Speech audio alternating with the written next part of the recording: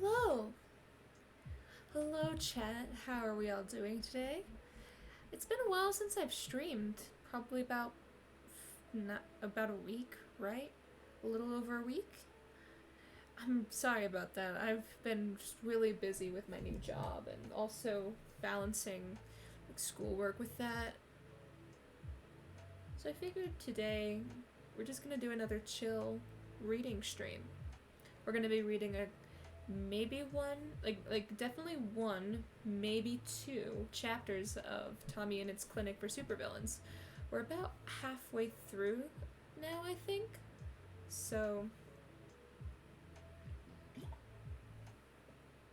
and there's 26 chapters, so this is gonna be good. To try and summarize what's happened so far in this story, Tommyinnit has healing powers. He got into a situation, not against his will, but kind of an inconvenient one nonetheless, where he heals supervillains mostly when they're on the brink of death. Sometimes it's for other reasons too, but and his roommates Tubbo and Rambu are vigilantes. Both parties found out about each other's secrets, and they got into a fight, and Tommy has been staying with his friend Wilbur for the week. Hey, it's been a while, hope you're doing well. Hi Munchie, how's it going? We're gonna be doing some reading today. I don't know if you've read Tommyinnit's Clinic for Supervillains, but I'm reading this blind. I'm going into this blind, and we're about halfway through. Halfway through the story. So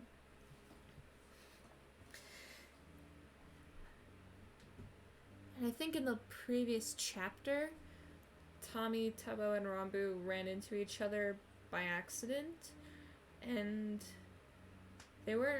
neither party were ready to have an actual conversation yet, so about their fight. So they all agreed to give it more time, and they went their separate ways.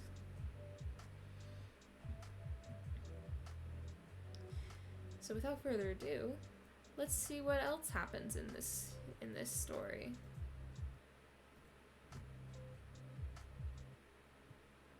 And my music is lagging.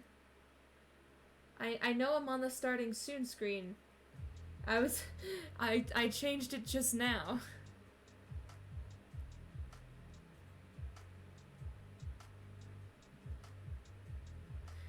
I always kind of start it like that. So this is Tommyinnit's Clinic for Supervillains by Bones and the Bees. It's going alright. I'm getting hit with a bunch of stream lag and delay, so I'll have to restart my Xbox real quick. That's alright. You're also lucky. I'm about to go to sleep, but I need to mod. Oh, I'm sorry. I'm sorry, Charlie. I didn't want to stream this late. I wanted to stream a little bit earlier, but I had homework to do and I just finished it.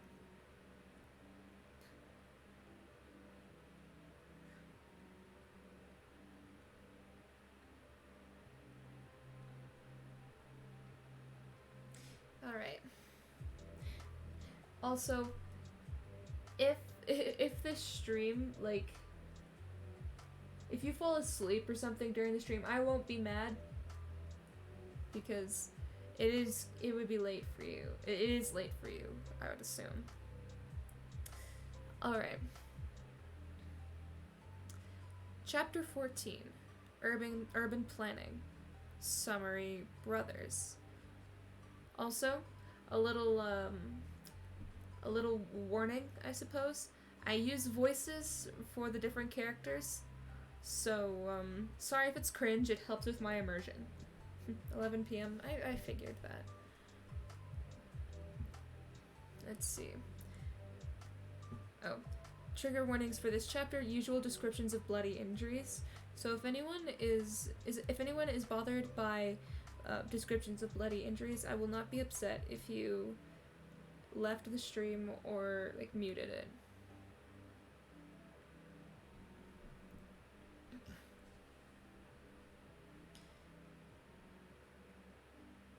Tommy had been staying with Wilbur for nearly 3 weeks before he ended up having to explain his new living situation to Puffy.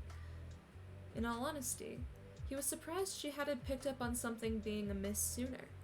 Tommy didn't end up going back to his apartment to get his clothes, and while he was content to keep wearing Wilbur's old stuff, one day he came back from work to find a pile of new clothes in his own size sitting on his bed. It wasn't the ratty t-shirts and thin sweatshirts that had practically been his uniform. These new clothes were high quality, brightly colored, and had 100% been picked out by Wilbur since they all looked like they belonged on a Pinterest board. So Tommy's style change alone should have been enough for Puffy to realize something was up with him. But he hadn't gotten much chance to see her in the cafe as of late. She only stopped by for a few minutes at a time every few days, always with her mouth set in a thin line, and Tommy wondered what got her so worried. Puffy wasn't the only one who seemed off, though. Although Tommy and Foolish's conversations were limited to the few minutes they got to chat while they switched for their shifts, Tommy could tell that Foolish was tired. There were bags under his eyes, and the gold streaks in his hair seemed duller than they used to be. And yet, in complete contrast, his smile was brighter than Tommy had seen it in years. His friend Eric was always waiting for him to get off work, and Foolish would beam at them before waving goodbye to Tommy, slinging an arm over his friend's shoulders and guiding them out of the cafe with the kind of ease that only came with knowing someone for years on end. It was a strange situation. Foolish was clearly exhausted, but he was happy about it. Puffy was worried about something, but was trying not to let it show.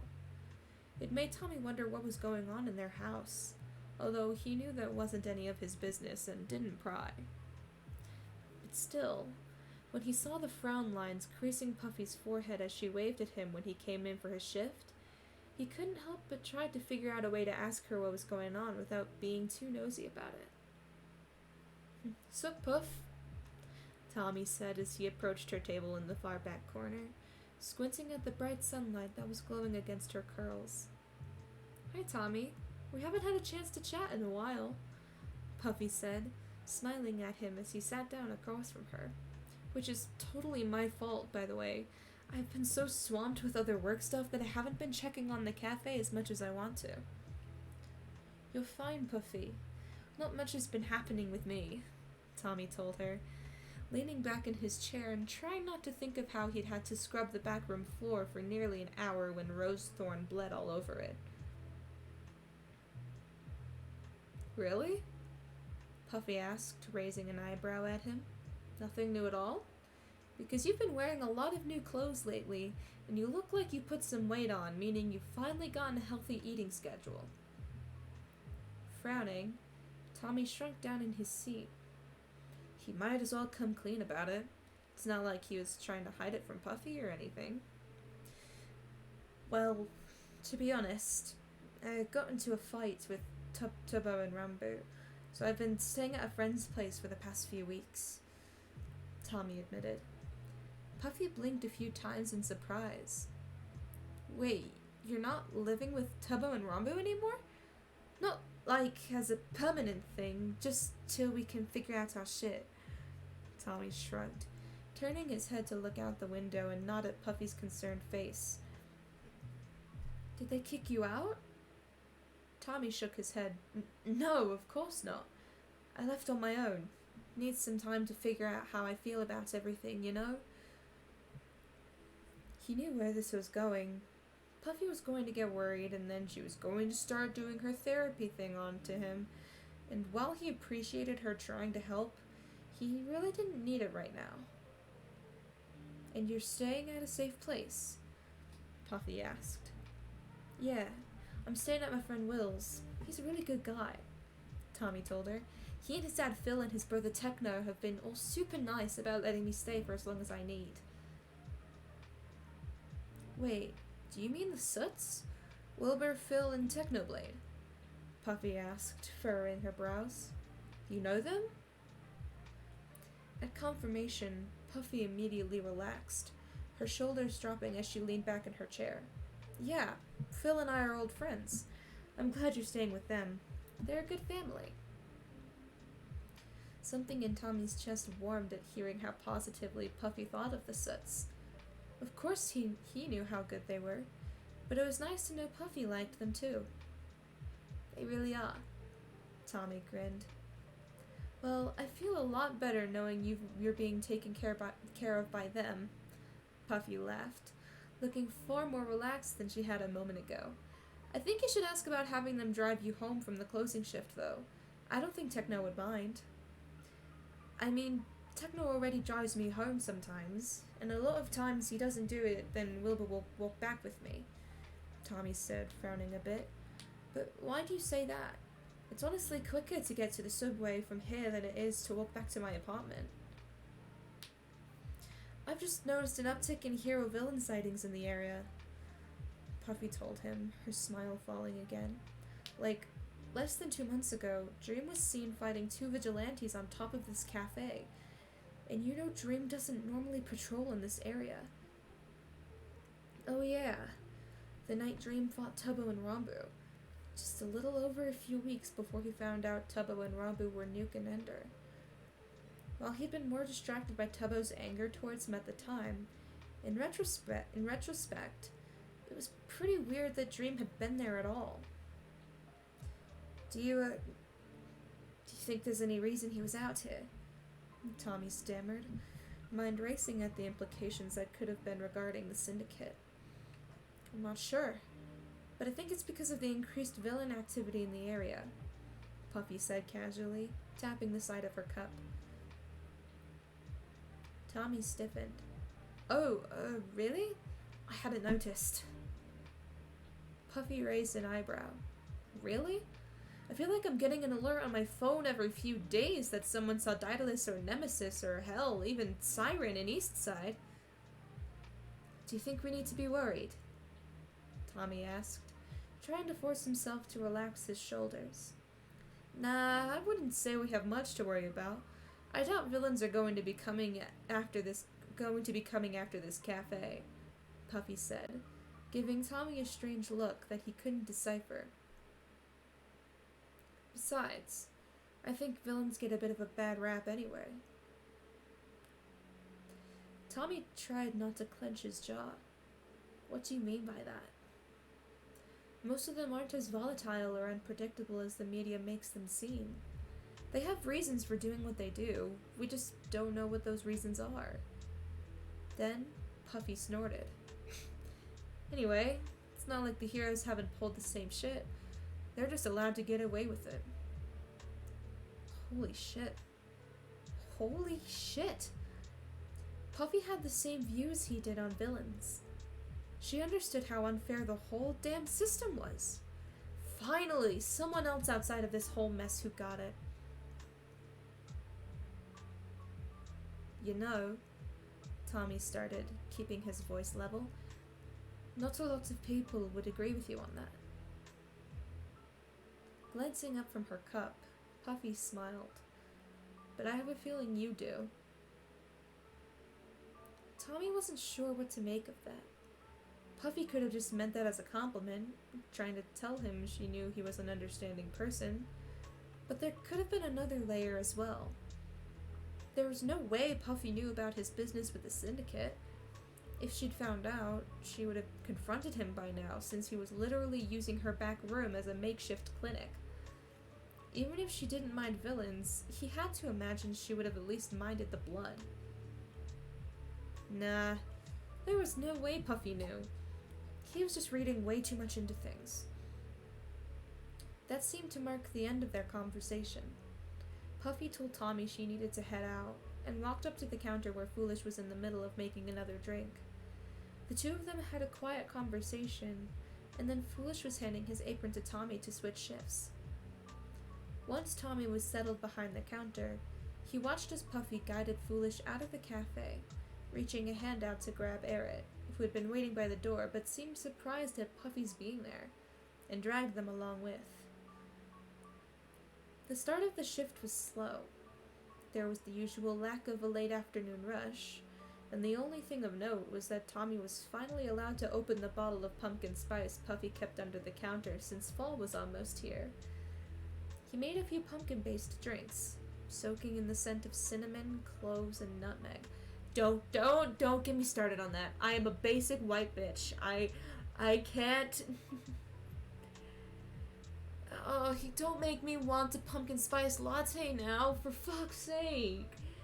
It's not fall anymore. There's like 6 months to go.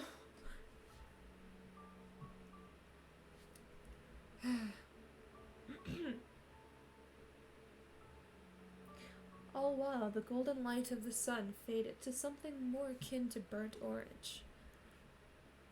It was when the sun was little more than a red line on the horizon that 2 new customers walked into the cafe. It was 2 men, both looking as if they were in their early 20s. One of them had dark brown hair and even darker eyes.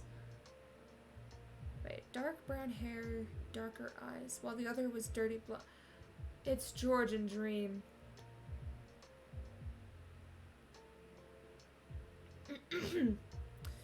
While the other was dirty blonde and kept his head down. "Welcome to the Cloudy Cafe. What can I get you?" Tommy asked, forcing his customer service smile on.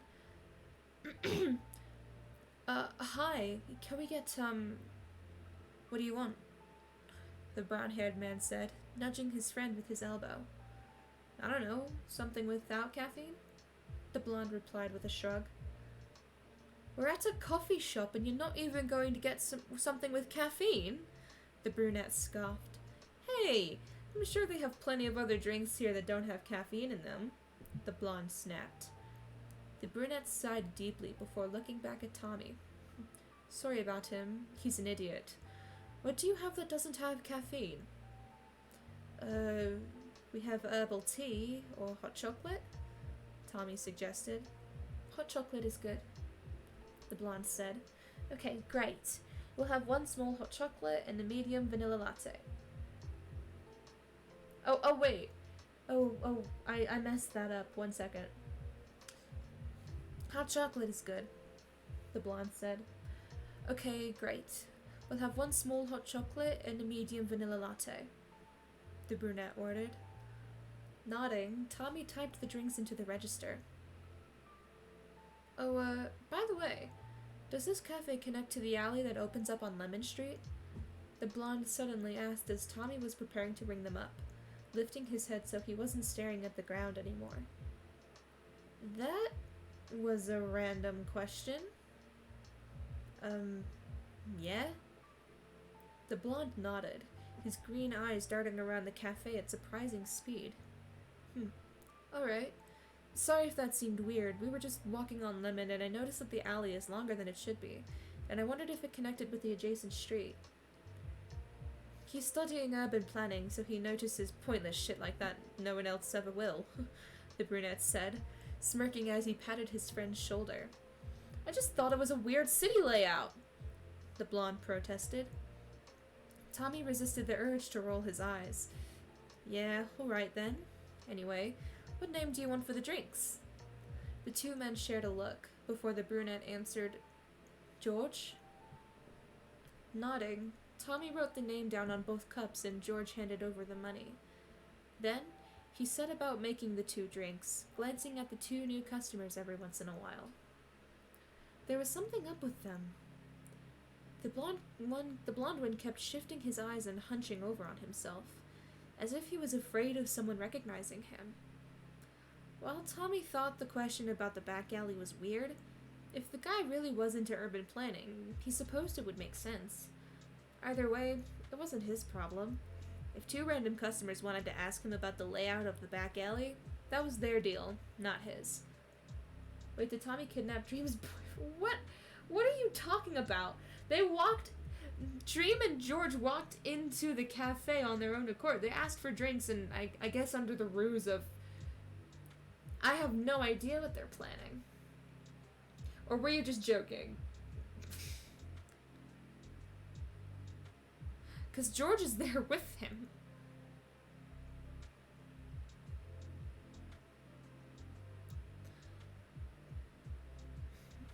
Once Tommy called out the name for the drinks, the two men came to grab their cups.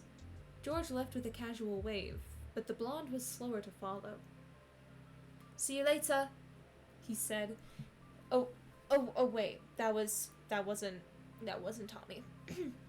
"See you later," he said, giving Tommy a strange look before walking out the door George held open for him.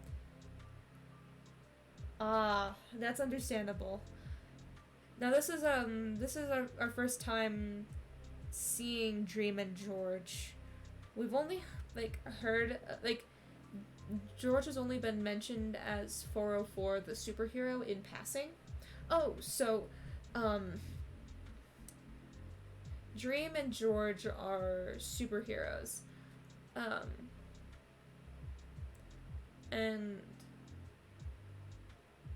basically, the reason why Tommy has no problem with healing villains is because he doesn't think they deserve to die, and also he found out that so superheroes have this morality code, I guess, to incapacitate and not to kill, but they have been doing. The reason why Tommy was brought into this mess in the first place was because he decided to heal Siren from a I think it was a pipe or something stabbed him or something, and he was bleeding out. He was gonna die.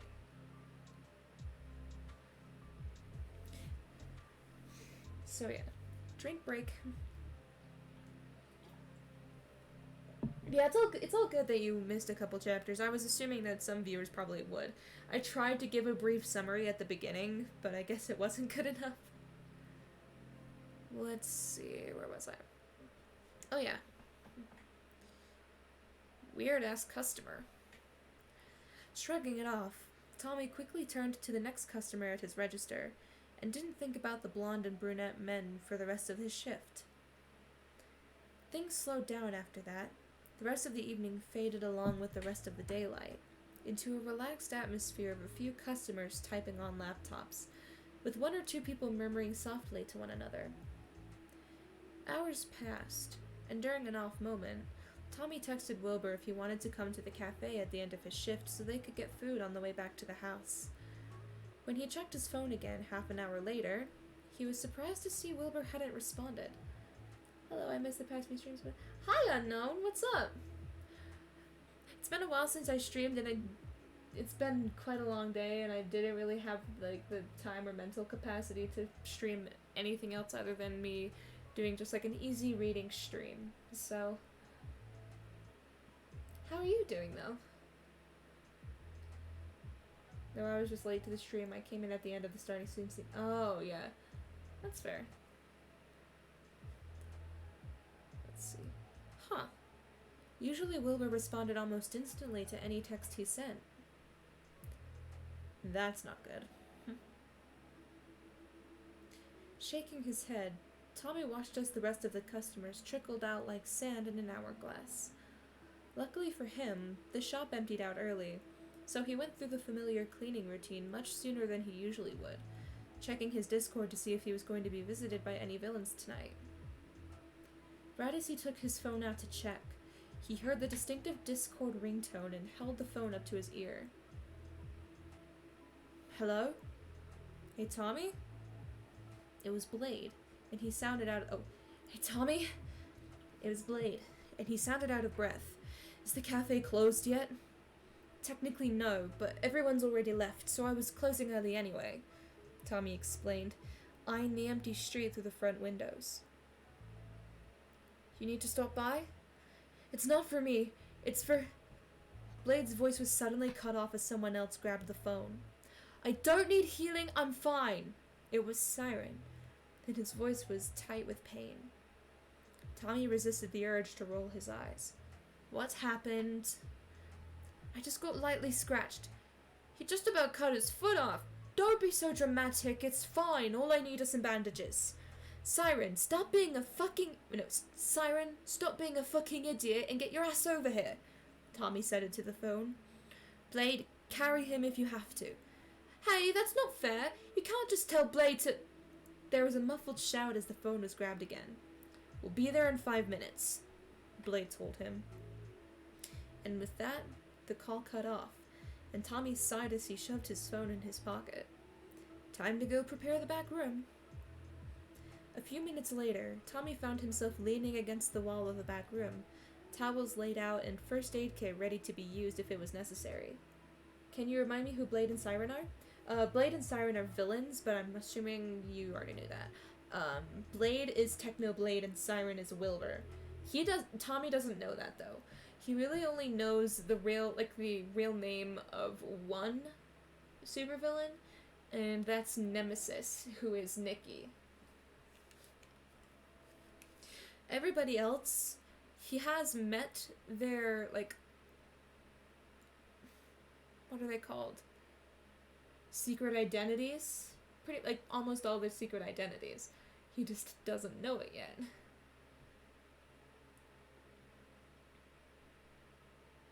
Where was I? Towels laid out and first aid kit ready to be used if it was necessary. He tapped his fingers on his thigh, scrolling through Twitter absent-mindedly as he waited for a knock at the door. Alter egos? Yeah. Checking his texts again, he noticed that Wilbur still hadn't replied. He must have been busy with work or something, or maybe he's on his way to the Okay. God, Tommy is so fucking stupid. Tommy could probably ask him about it when he got back to the house. Either way, it was a good thing now that Wilbur hadn't replied, considering he was now going to have to take care of an injured Siren. In the back of his head, he could hear Tubbo and Rambu's voices as he thought about how strange it was that Wilbur hadn't replied, while Siren needed healing. He kind of thought that Wilbur was Siren, but that was ridiculous. Wilbur was just busy with work. It was a coincidence and nothing more.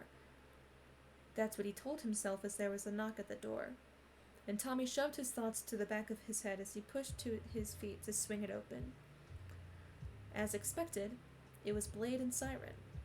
Siren had his arms slung around Blade's shoulders, and his left leg was lifted slightly off the ground with blood dripping on the asphalt.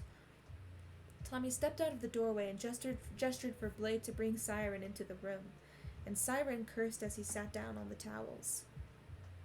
"Tommy, you don't need to go through the trouble of healing me," Siren argued as Tommy knelt down to inspect the leg. The fabric of his jeans was ripped at the calf, taking a large chunk of his leg with it. Ugh. It wasn't anything life-threatening, or even could cause permanent damage since it was just the fleshy part of his calf, but it had to be painful as hell, not to mention it was gushing blood. Grabbing some gauze, Tommy immediately pressed it to the wound, ignoring Siren's hiss of pain at the pressure. Just a big brother not wanting to be taken care of by his younger brother? Exactly. It only took seconds for the gauze square to be soaked, so Tommy grabbed a few more and added them to his fistful. "Don't be so dramatic. The last thing I want to do is find you in a dark alleyway passed out from blood loss again," Tommy shot back, rolling his eyes. "Besides, this thing has to hurt like a bitch. Did Dream chop a piece of your damn leg off or something?" Siren snorted. "Actually, it was Rewind who did this. I don't think he meant to.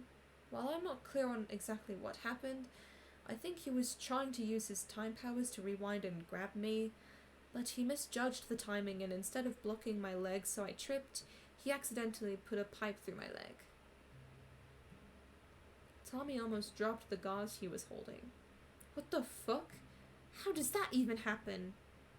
"I'm not sure, but one second I was fine, and the next I had a literal pipe going through my calf.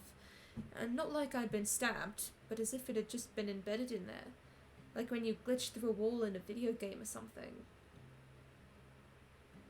"And did you just end up ripping it out?" Tommy asked, shoving down the nausea that rose in his throat at that description. "Yeah, I did. Even though that probably wasn't the smartest thing.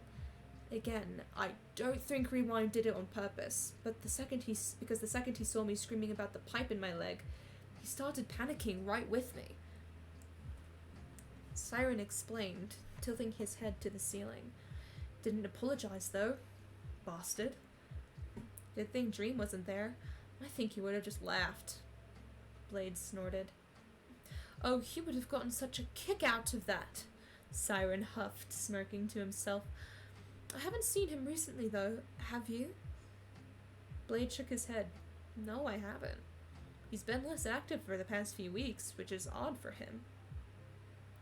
Frowning, Tommy glanced up at the two villains through his hair. Dream's been quiet.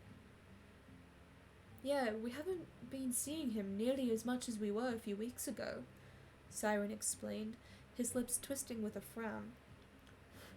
Even stranger, I've heard reports that he's been spotted in Eastside. Not looking to fight someone, just sneaking around like he's doing espionage or some shit. Tommy suppressed a shiver from running down his spine. What the hell could he want in Eastside? I'm not sure, Blade murmured, although Tommy could see through the eye holes in his boar mask that he was staring at him directly. I have my theories, but I want to wait until I get more evidence before bringing it to the others. Yeah, that sounds reasonable, Tommy muttered, tilting his head back down to look at the wound again. Anyway, Siren, you ready? Siren groaned. You can just bandage me up. It's fine. Shut up, bitch. I'll hear what I want, Tommy said. And before Siren could protest again, orange light started to shine from Tommy's hands, and both of them went silent as Tommy's healing powers went into effect. It was a nasty wound, but it didn't hit anything important. After a few beats of silence, Tommy's head was pounding considerably, and pins and needles were shooting up his hands, but otherwise, he was alright. Sighing, Tommy let go, and he didn't even need to say anything before Blade was shoving a glass of water in his hands. Thanks, Tommy muttered, taking a long sip of the drink. After waiting for the lights to stop dancing behind his eyes, Tommy leaned back over to check on the leg, and was pleased to see it had almost completely sealed itself over. The patch of skin that had been there before Tommy healed it was a much paler shade than the rest of the leg, but otherwise the scar didn't seem all that bad. While Tommy was looking at the leg, though, he felt a hand reach over and ruffle his hair. You didn't need to do that, Siren said quietly, guilt dripping from his tone. Sighing, Tommy shoved the hand away from his head and straightened back up. Why are you so upset? This is literally my job. I guess I'm worried about you burning yourself out, Siren admitted. Tommy resisted the urge to flip him off. I'm fine, seriously. I've been staying at my friend's place for a while now, and things are really good because of it. I'm not going to burn out. You sure? Tommy nodded, and Siren hummed. Is this the same place I dropped you off a little while ago? What was his name? William? Wilbur, Tommy corrected, missing the pointed look Blade shot Siren. I've been staying at Wilbur's place with him and his family. And you like it there? They're all good to you? Siren pushed. Even through the blindfold, Tommy could feel his intense stare. Siren, don't push him for personal information. Blade stepped in, the warning obvious in his tone. He doesn't have to answer me if he doesn't want to, Siren snapped back. Blade, I appreciate it, but it's fine, Tommy reassured the man, taking another sip of his water. It's not like he minded talking about how kind the Soots were, and hopefully knowing how great the Soots were being would make Siren feel less guilty about letting him do his job. Yeah, they're all really good to me. Phil, Wilbur's dad, is a really cool guy. He's super easy to talk to, and he makes really good tea, too. I'm not nervous around him like I am with most parents, so that's pretty pog. Then there's Techno, Will's brother. He's super cool and tries to act all gruff, but he's actually really caring. He'll offer to drive me home from work a lot, or make me food without me having to ask for it. Just stuff like that.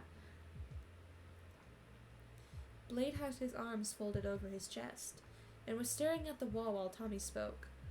Meanwhile, Siren seemed enraptured by what he was saying. Go on, he encouraged with a small smile. Leaning further back against the wall, Tommy grinned. And Wilbur's... well, Wilbur's just fucking fantastic. He's my best friend, and even if that is a bit weird to say since he's in his 20s and I'm a teenager, but that's just because he's kind of a loser. Tommy joked, missing the way Siren pouted at this. But honestly, it's not that weird, I guess, because, well, this is kind of stupid for me to say, since this is just a joke between us. But I kind of think of him as an older brother. His cheeks flushed as he admitted it out loud, even though he'd been thinking that for weeks now. I don't know, it's kind of stupid. No, it's not stupid. Siren cut him off. His voice was strangely tight, as if he was holding back tears. It's not stupid at all. I think, Wilbur would be really happy to know that. Tommy ducked his head. I don't think I need to tell him. It's a bit embarrassing, innit? Why would it be embarrassing? You guys are obviously really close friends. I think he'd appreciate hearing— Siren! Blade suddenly snapped, cutting him off. Your leg should be good by now, so I think it's time for us to go. Tommy frowned, confused by the Blade's change in demeanor. He didn't understand why he seemed so upset about the conversation that was going on, but something had changed the minute Siren started asking him about his personal life. Siren pouted at Blade. Oh, come on, let me give Tommy advice. You're not the right person to be giving him that kind of advice. Blade shot back, pushing to his feet and holding a hand out for Siren.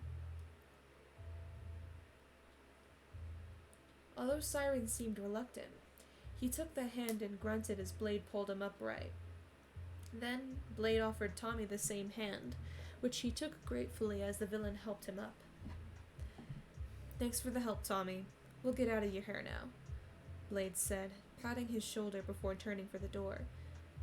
Siren, meanwhile, lingered. I hope you know I don't mean to come off as pushy, Siren told him, running his hands through his hair. I just get worried and want to make sure you're in a good place, you know? Don't worry, big ass. I get it. But I promise I'm in a good place. Really. Nodding, Siren smiled at him. All right, I trust you. Just make sure to get some rest. Snorting, Tommy rolled his eyes. Okay, Mum. I'll make sure to go to bed early. Siren huffed and followed Blade out the back door, giving Tommy one last wave before the door shut completely. Finally alone, Tommy's shoulders sagged as he rubbed his temples to try and ease the headache pounding behind his eyes. It wasn't a bad headache by any means, especially compared to what he'd dealt with before, but it wasn't pleasant either. Shaking his head, Tommy went through his now standard cleanup routine. Scrub down any blood that got on the floors, throw the towels in the wash, take out the trash so there wasn't any bloody gauze in there, stuff like that. Once the back room looked presentable, Tommy then headed back out to the front of the shop and slung his backpack over his shoulder, ready to get on the subway so he could head back to the house. Tommy didn't even make it out the front door when he got a call on his phone. Not his Discord, but his cell. Checking the screen, he saw it was Wilbur and answered it immediately. Hey Will, what's up? Tommy asked as he held the phone up to his ear. Hi Toms, you still at the cafe? Yeah, I was just about to head out. If you want, I can be there in 5 minutes and we can get dinner. I had a work thing nearby. Tommy's stomach growled at the mere mention of food. Sounds good to me. See you soon. The line clicked off as Wilbur hung up, and Tommy grinned as he leaned against the wall. He was starving, and getting food with Wilbur was going to be just the thing to cure his headache. Siren's encouragement was still echoing in his ears. Wilbur would be really happy to hear that. Would he? Tommy didn't want to come off as too clingy, especially not when Wilbur had already been kind enough to let Tommy basically move in without having to pay rent or anything. But Tommy also remembered what Phil had told him, early on in his days at the Soots, about how Wilbur was the kind of person who needed verbal reassurance of his relationships with others. How even though he might seem confident, he actually had a lot of insecurity when it came to the people close to him. Maybe, maybe not. Tommy wasn't sure. Either way, he needed food first and foremost. Sure enough, 5 minutes after Wilbur's call, a familiar figure knocked on the door to the cafe. "Hey, Gremlin." Wilbur grinned, hands shoved in his pockets as he leaned on one leg. "Old bitch," Tommy shot back, stepping out of the cafe and twisting the key in the lock. "Where are we going?" "I was thinking Bad's Diner. We haven't been there in a while," Wilbur told him, already turning to walk down the street. "Can I get another muffin?" Tommy asked, bouncing on the heels of his feet as he followed Wilbur. Wilbur chuckled. "Of course. Just make sure to get some real food, too." Tommy cheered as he hurried behind Wilbur, already daydreaming of which muffin flavor he was going to get. Then, his steps faltered, and he whipped his head to the other side of the street. "What's wrong?" Wilbur asked, pausing mid-stride. Furrowing his brows, Tommy's eyes scanned the rooftops. He could feel eyes watching him again, prickling the back of his neck and practically boring a hole into his skull.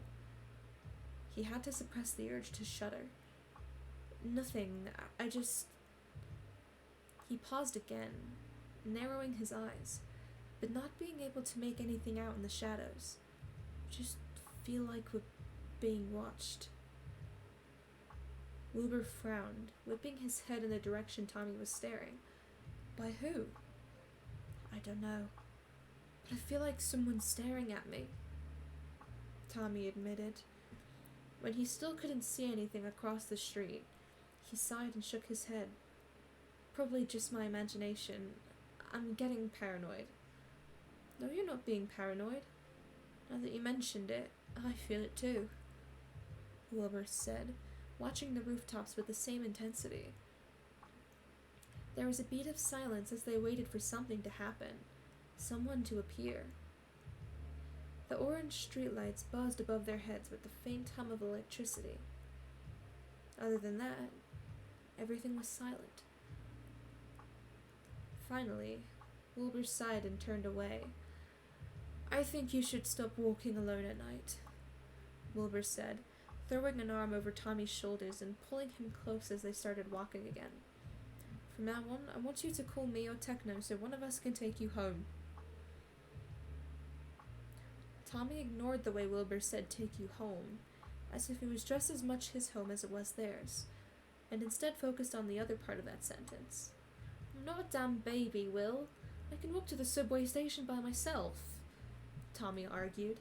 "It's not that I don't trust you, it's that I don't trust this part of town," Wilbur explained, pulling Tommy along while still eyeing the opposite side of the street, although the feeling of being watched had faded. "Wow, you know I technically still live down here, right?" Tommy huffed. "Don't need to be so judgmental." Pausing in his steps, Wilbur turned so both his hands were on Tommy's shoulders, and he leaned down to meet his eyes. "I'm not trying to be judgmental, but I'm worried about you because we were just being watched by someone we couldn't see." Tommy rolled his eyes. "You're so overprotective. I promise I'm fine." Wilbur sighed. "Please, let me act like your overprotective older brother. I'd rather you get annoyed at me for that than wind up getting hurt." "Older brother?" Tommy froze at the words, thinking of how Wilbur put a voice to exactly what he had admitted to Siren less than half an hour ago. You think of yourself as my older brother?" Tommy asked, blinking at him. The worry faded from Wilbur's eyes at that, replaced by something soft instead. "Yeah, I do." Warmth filled Tommy's chest. That's, cool. Me too. I mean, like, I think of you as a brother too. Don't say that, I'll cry, Wilbur joked. But now do you understand why I'm so worried about you? Sighing, Tommy nodded. Yeah, but I still think having you a techno walk me home every night is overboard. In truth, the last thing he wanted was for Wilbur or Techno to show up unexpectedly when he had a villain bleeding out on his backroom floor. What if I just call you guys to come get me if I notice anything suspicious? Wilbur frowned. But you might not notice anything weird. I mean, I noticed something staring tonight, didn't I? Tommy asked. Besides, you guys are working a lot, and I don't want you to have to take time to come get me unless you really need to. I'd rather miss out on work than have you potentially be in a dangerous situation. Wilbur pushed. Tommy met his gaze with a flat stare of his own, trying to show Wilbur that he wasn't going to back down on this. There were a few more beats of silence. Then Wilbur sighed and shook his head. Fine. If you promise to call me the second you notice something suspicious, we can make that a deal. Wilbur relented. But you need to promise that if you have any kind of bad feeling, anything at all, you lock yourself inside the cafe and come call us. Tommy thought Wilbur was being a little overdramatic, but he nodded anyway. Yeah, fine, I promise. Shoulders dropping in relief, Wilbur nodded before pulling Tommy in for a hug. Your older brother instincts are already annoying, Tommy joked, although he leaned in to rest his forehead on Wilbur's shoulder. Shut up, gremlin, Wilbur grumbled, squeezing him tightly. The hug lasted a few more moments, Tommy basking in how warm he felt despite the chilly fall air. Then, there was a loud gurgling noise from his stomach, and he flushed red as Wilbur laughed. Oh no, the poor child is starving, Wilbur exclaimed, letting go of the hug to grin at him. Fuck off, of course I'm hungry. I just got off work. Tommy shot back, frowning at Wilbur. Let's go get the starving baby some sustenance, Wilbur teased, ruffling Tommy's hair as he resumed walking down the sidewalk. You're such a prick, I'm not a baby. My little baby brother, shut up, you old bitch. The two continued to shout all the way to Bad's diner, ignoring the eyes still watching them from afar.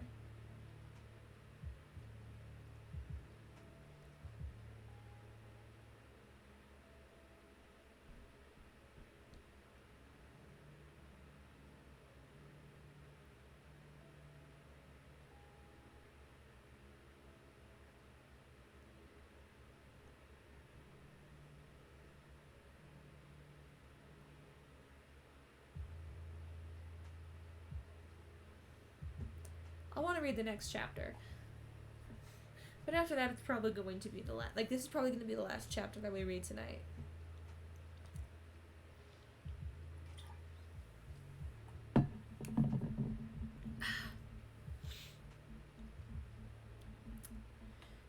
Chapter 5. Overprotective. Summary. Tommy is getting real annoyed at how overprotective everyone is of him now. Okay. There doesn't seem to be any trigger warnings for this chapter.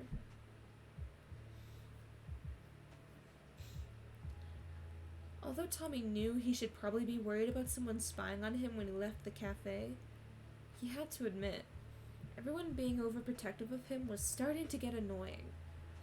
First it started with Wilbur, with the whole insistence that Tommy call him if he ever sensed anyone watching him again, like that night they went to the diner. Then of course Wilbur told Techno, who gave Tommy a bottle of pepper spray and a pocket knife, making him promise that if anyone tried shit, he wouldn't hesitate to use either of those things. Then Phil took the pocket knife away, much to Tommy's disappointment, but he let him keep the pepper spray, and doubled down on Wilbur's whole, call one of us if you notice anything suspicious at all. Then, of course, Tommy knew he should probably mention it to the syndicate, which made Siren want to set up a guard rotation for the cafe, and Tommy had to argue with the man for nearly 10 minutes over Discord DMs to get it through his head why that would be a terrible idea. It didn't help that Jester came up with the same idea, and Tommy had to spend another 15 minutes explaining everything to him all over again, about how he wouldn't exactly be able to explain to his boss why he had a bodyguard. He appreciated how worried everyone was for him, but he was fine. Nothing even happened. He thought someone might be watching him, but that was it. There was no use in panicking over something so small. But yeah, now everyone in Tommy's life was acting ridiculously overprotective of him. Wilbur texted him every time he got off work.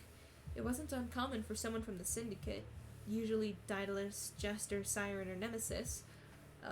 By the way, Daedalus is Sam, Jester's Quackity, Siren is Wilbur, and your Nemesis is Nikki, to show up at the cafe to watch over him while he went through the closing shift, and Techno kept talking about wanting to train him in self-defense. The only reason he hadn't yet was because they just hadn't found the time. In complete contrast, Tommy had barely heard from Tubbo and Rombu in weeks. Ever since he told them that he needed time before he could come home, the two had been keeping their distance. Sometimes he would get a text from Rombu asking where he put the soy sauce in the cabinet, or Tubbo would text him just to check that he was alive, but otherwise they didn't bother him. Tommy was frustrated by how conflicted he was over this. On the one hand, they were doing what he asked them to. They were giving him space, and he was grateful for that. But on the other hand, he missed his best friends. He hated whenever he saw a funny meme and went to send it to Tubbo, but he had to stop himself at the last second. He hated it when he saw a cool recipe he knew Rombu would love to try and make, but had to stop himself from saving the video. This was what he wanted. He still didn't feel ready to go talk things out, but there was still a hole in his chest that used to be filled by his two best friends. It ached, and he knew that he was going to have to confront things eventually. Eventually, but not yet. At least he had the Soot family. Whenever he got too sad thinking about Tubbo and Rombu, Wilbur would usually be there to drag him to his room to ask for advice on songwriting, or Techno would offer to watch whatever nature documentary on Netflix Tommy wanted to put on. One day, when Wilbur and Techno were both out, but Tommy found the ache of missing his best friends throbbing painfully in his chest, he finally worked up the courage to knock on Phil's office door like he had offered to Tommy when he first started staying there. Although they had spoken plenty of times now considering Tommy had been living there for over a month, he still had yet to ever find himself in Phil's office. Until now. "Tommy? Is that you?" Phil called out after Tommy knocked on the door. Yeah, it's me," Tommy called back, already wanting to run back and hide in his room. "Feel free to come in. The door's unlocked." Shit. Well, too late to turn around now. Taking a breath to steady himself, Tommy twisted the doorknob and stepped into the office. The office itself was more quaint than he expected it to be. It wasn't particularly large, although the room wasn't cramped either. There were 2 bookcases on the wall next to the door, and the wall behind Phil's head, both filled with a wide array of books that Tommy didn't recognize the titles of. There was a soft-looking, worn leather couch behind Phil's desk, with a few blankets tossed over the cushions. Then there was Phil's desk itself, which was a grand old thing made of dark wood, with 2 large computer monitors sitting on top. There were also several candles burning, Tommy noticed. There was a dark orange one next to Phil's computer, along with 2 more sitting on the bookshelves. It made the room smell of cinnamon, apples, and sandalwood. It also reminded Tommy of the cafe.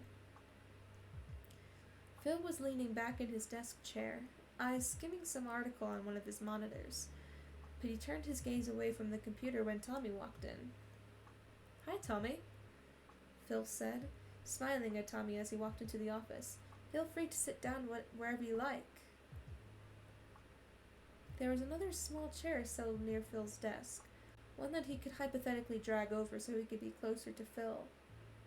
But he decided against it for the time being and plopped down on the couch instead. As soon as his butt hit the seat, though, he started sliding down the leather and yelped as he tried to steady himself on the smooth surface. Phil, unsurprisingly, let out a sharp laugh. "Oh yeah, I should have warned you about that. That couch can be pretty damn slippery at times," Phil told him, with mirth dancing in his eyes. "How the fuck do you even get a couch this smooth?" Tommy asked, grunting as he pushed himself back up to a normal sitting position. "It's just from being worn down over the years," Phil explained, grinning at him. "I've had that couch since before I adopted Wilbur and Tech." "Damn, so this is ancient then. It's a miracle it's still standing," Tommy snarked, sliding down again and eventually deciding it'd just be easier to just lay across the damn thing. "Wow, calling all three of us old in one go, huh?" Tommy smirked. "Well, obviously. All three of you could qualify to go to an old person's home, I'm sure. But don't worry, Phil. I'd never send you to an old person home.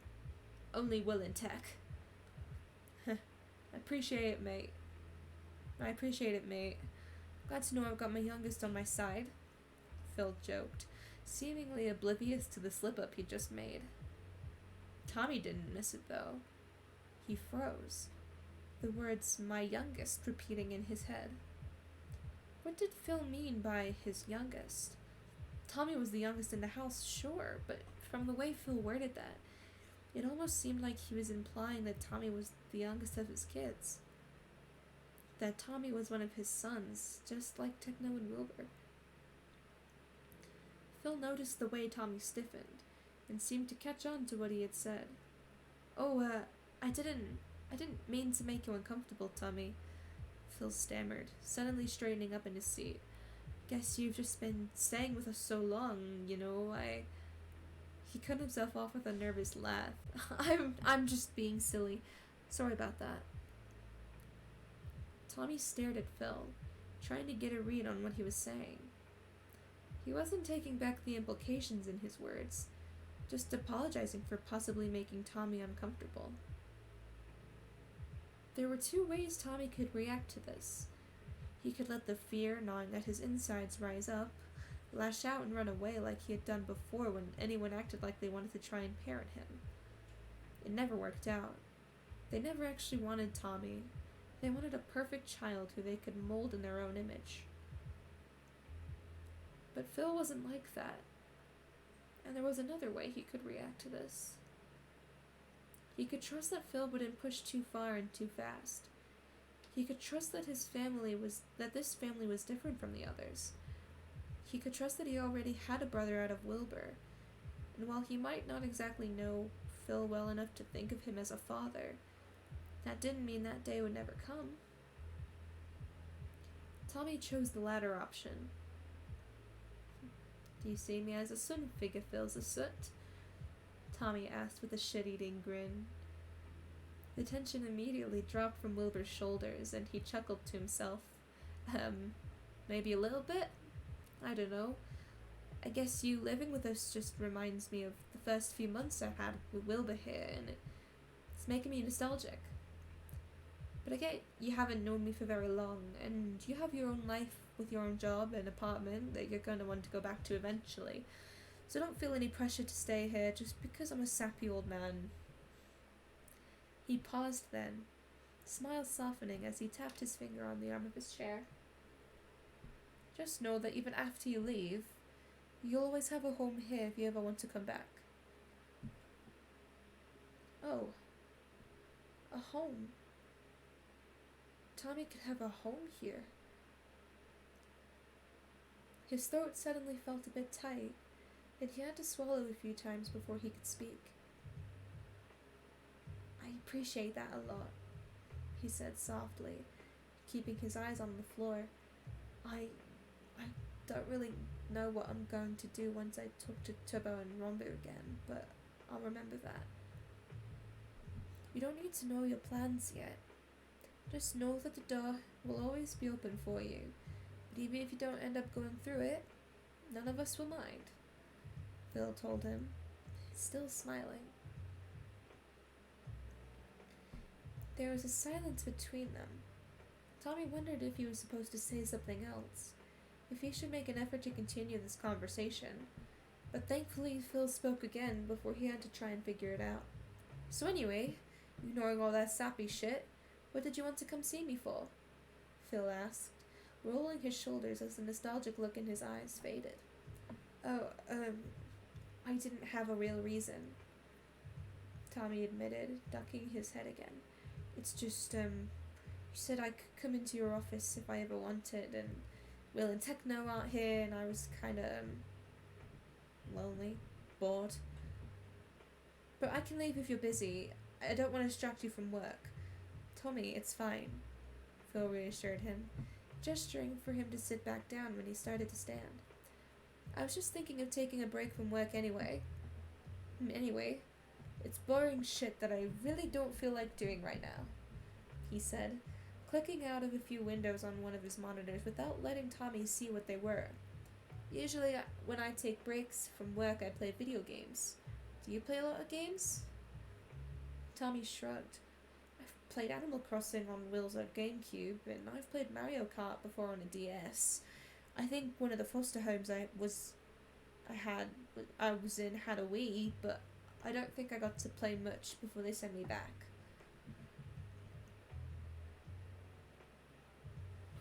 One second, I thought I heard something outside my door.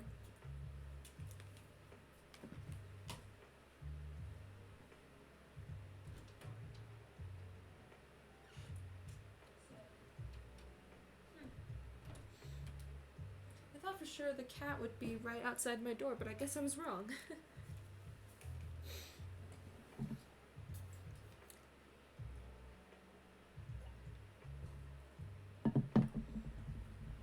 Let's see. Sympathy flashed across Phil's face, but it was only for a brief moment before he was reaching under his desk. Well, have you ever played Halo? I've heard of it, Tommy said, remembering how in one of his foster homes his brother had spent hours on end playing it, but would yell at Tommy to get out of the room if he ever tried to watch it. Don't know much about it, though. Want to play? Phil asked as he straightened up from under the desk with 2 Xbox controllers in his hands. Do I get to do cool stuff in it? Tommy asked, already reaching for the controller. Get to shoot aliens in the face? Tommy grinned. Sounds bogus as hell.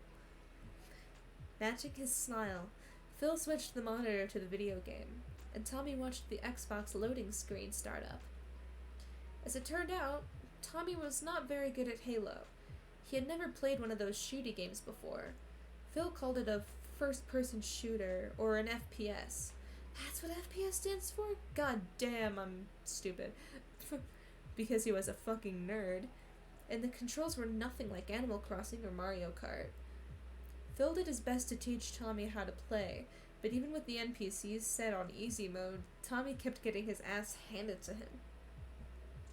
Eventually, Phil switched the game mode over so there were no enemies to kill, and instead there was just the 2 of them in an empty valley with random weapons and vehicles scattered all over the place.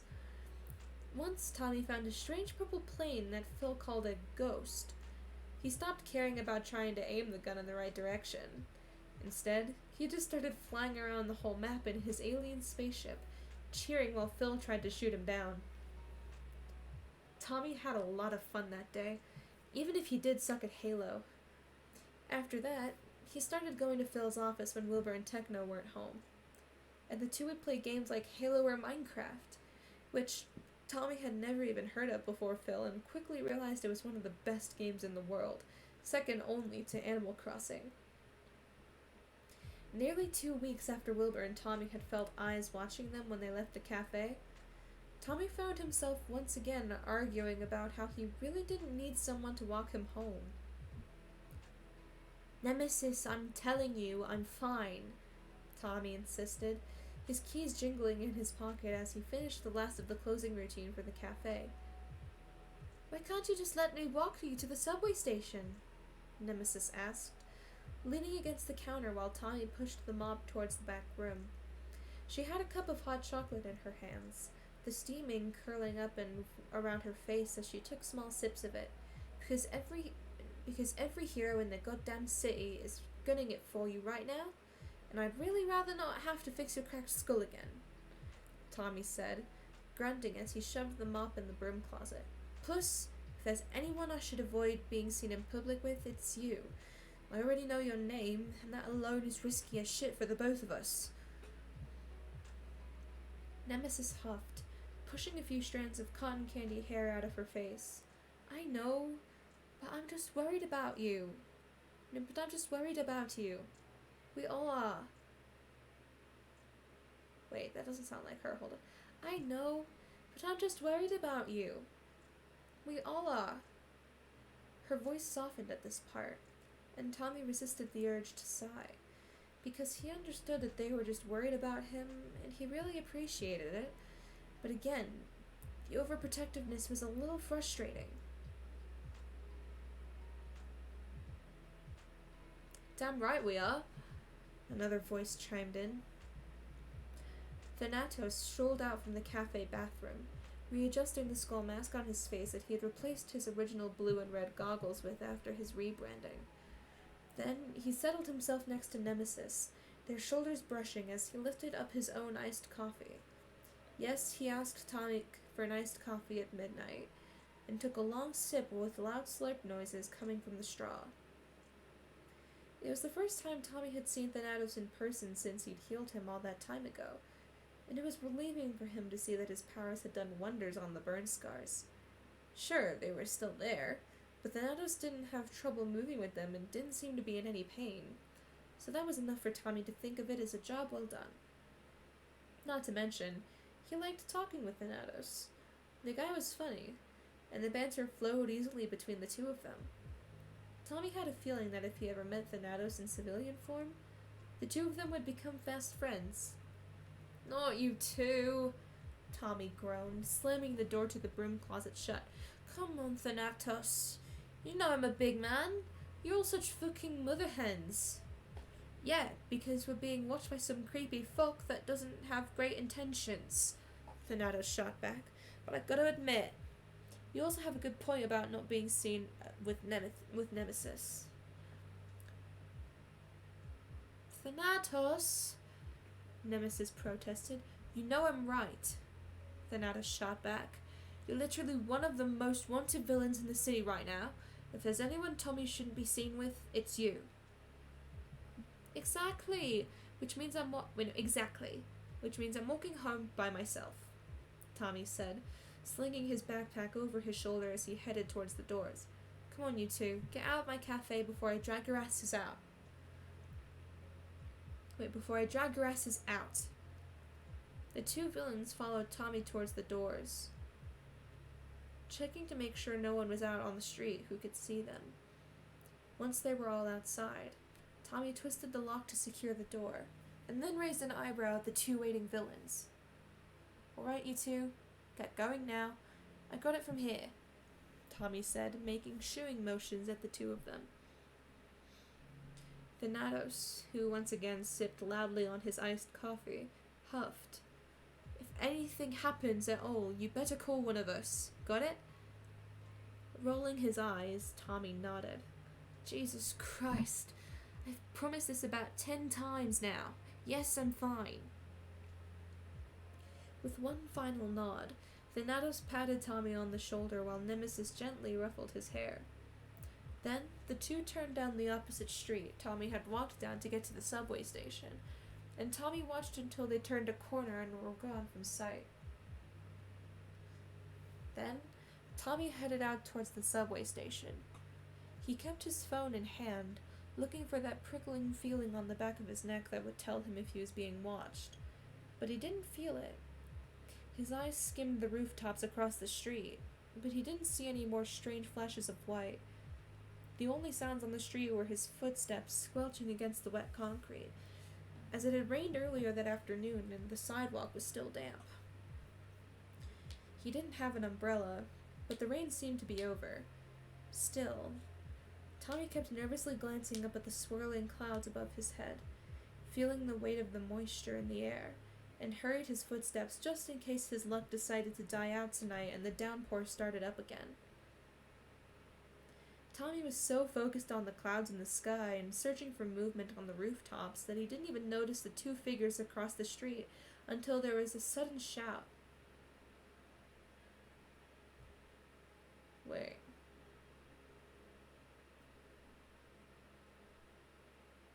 I'm just gonna give them default American until I know who they are.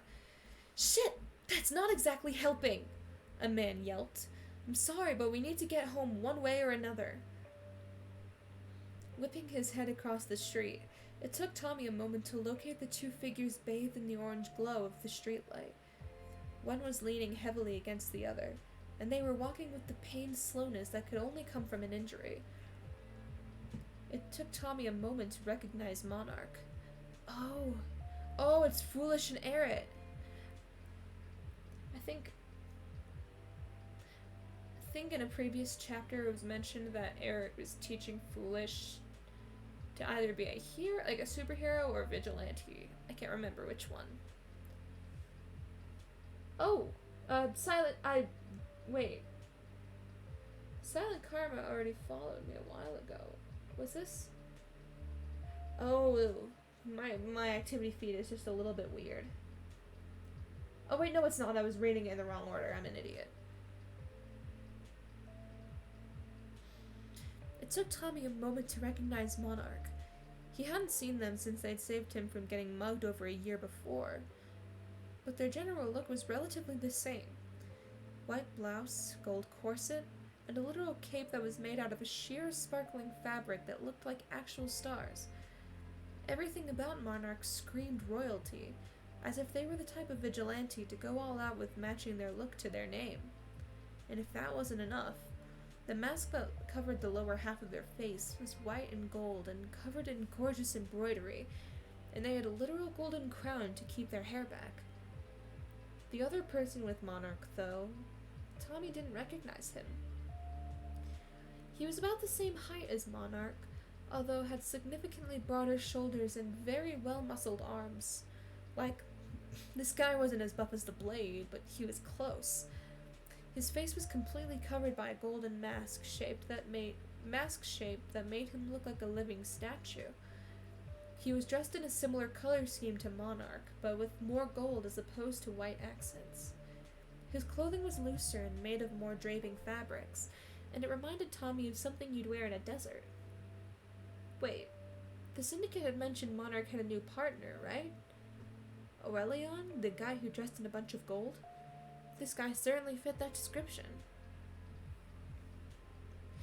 The man he presumed to be Aurelion was the one leaning heavily against Monarch's side, and even from across the street, Tommy could see a dark splotch on his shirt that must have been blood.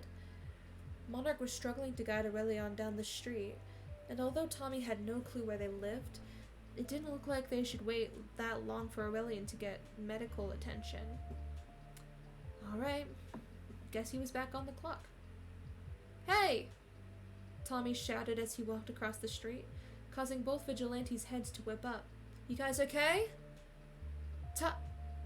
Aurelion started, before Monarch shot him a look and he dragged the syllable out instead. Tonight? Yeah, we're doing great tonight. How about you, random citizen? Excuse him, he's delirious from blood loss. Monarch apologized, looking sheepish? Sheepless? Why did I say sheepish? What is wrong with me? I can't speak today.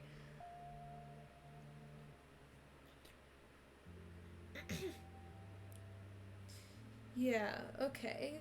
Aurelion definitely seemed like he was a bit delirious. You guys are Monarch and Aurelion, right? Tommy asked. Although who the hell else would be dressed like this, bleeding out on a random street at this time of night? That's us, Monarch answered. If you need help with something, though, you might want to call the authorities instead of us. As you can see, Aurelian isn't in great shape right now. I'm fine. Just a small stab wound. We're good, Aurelian insisted, despite the fact that he couldn't stand up straight. A stab wound isn't very good, Tommy deadpanned. In fact, it's kinda shit. You look like you need help. We'll be fine.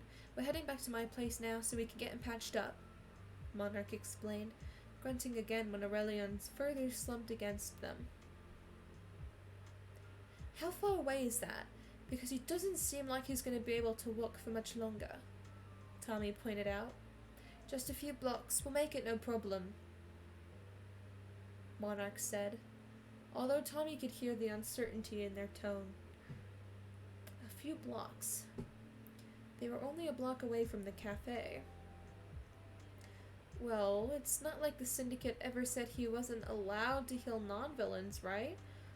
Besides, it's not like he could just leave a vigilante to bleed out, especially when the vigilante in question was Monarch's partner. Tommy still owed Monarch for saving him that one time after all. I can patch you up.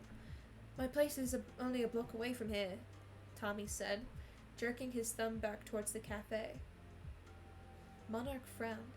You have a first aid kit? Tommy snorted. I have everything you'll need to get that fixed up, he told him. Plus, I have a lot of experience with patching up wounds like this. You do? Aurelian questioned, sounding a bit breathless now. Sure do. Now are we gonna go back before Aurelian bleeds out, or what? Tommy questioned, raising an eyebrow at Monarch. Monarch's frown deepened, their pure white eyes crinkling at the corners as they glanced down at Aurelian, as if checking to see what he thought. Tommy had no idea how they had a silent exchange when Aurelian's entire face was hidden behind his mask, but they certainly seemed to, because after a few beats, Monarch nodded.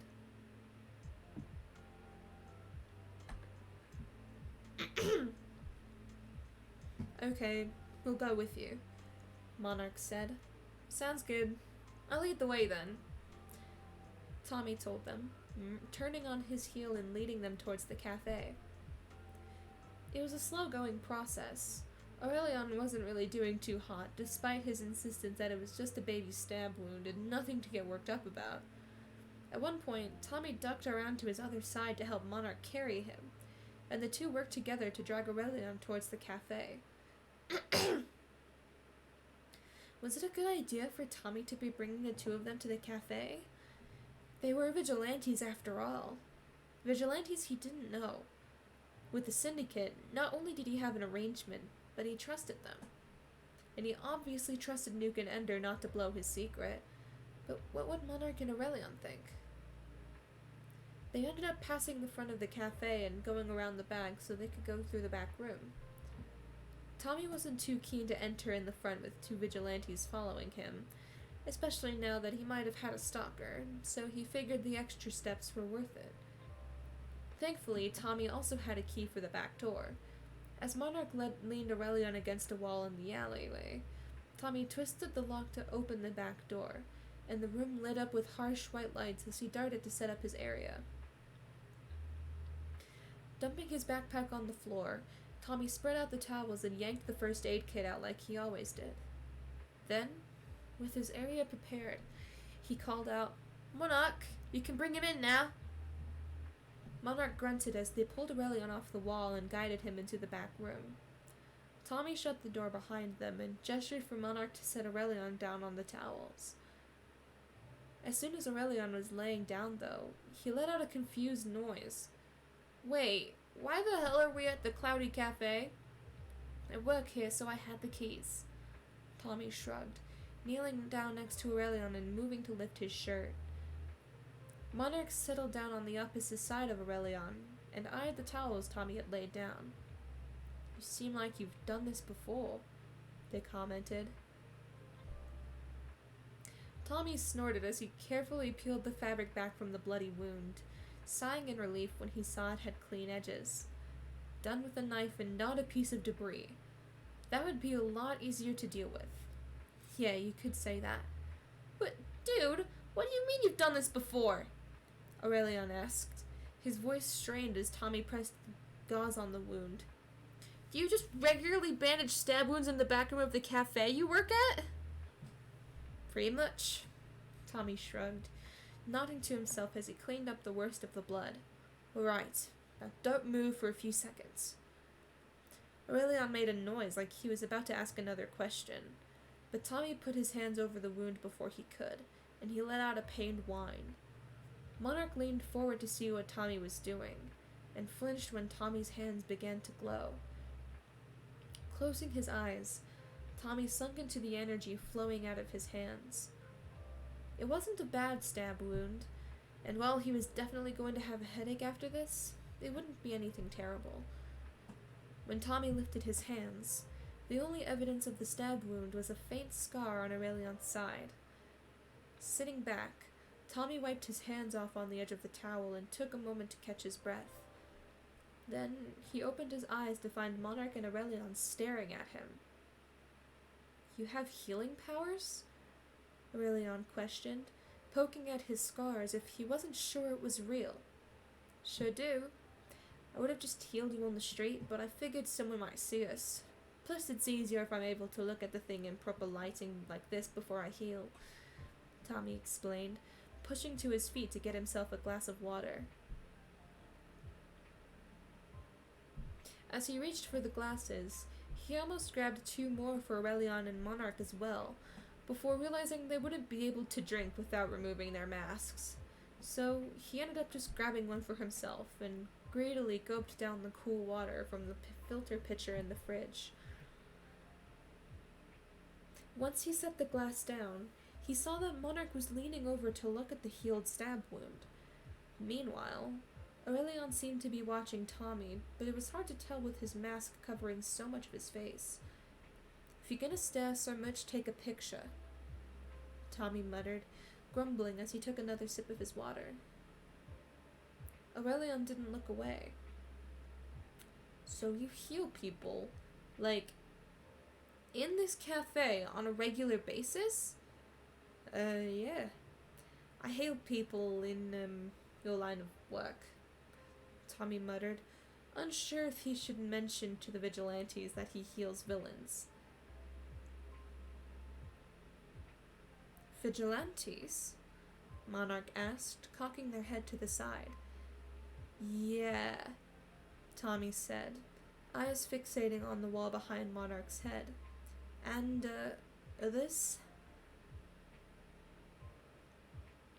Monarch narrowed their glowing white eyes at him, and Tommy had to suppress the urge to shiver at how unsettling that was.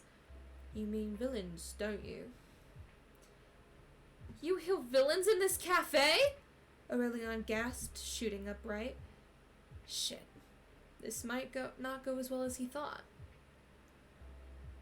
Monarch, I thought you were on neutral terms with villains, Tommy asked, remembering the discussion they'd had on Monarch and Aurelion during the syndicate meeting.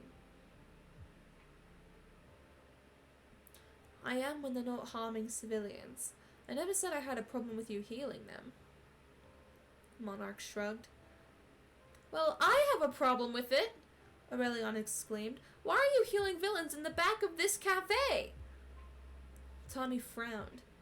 I thought you were trained by Monarch, and they literally just said they don't care. What's your problem?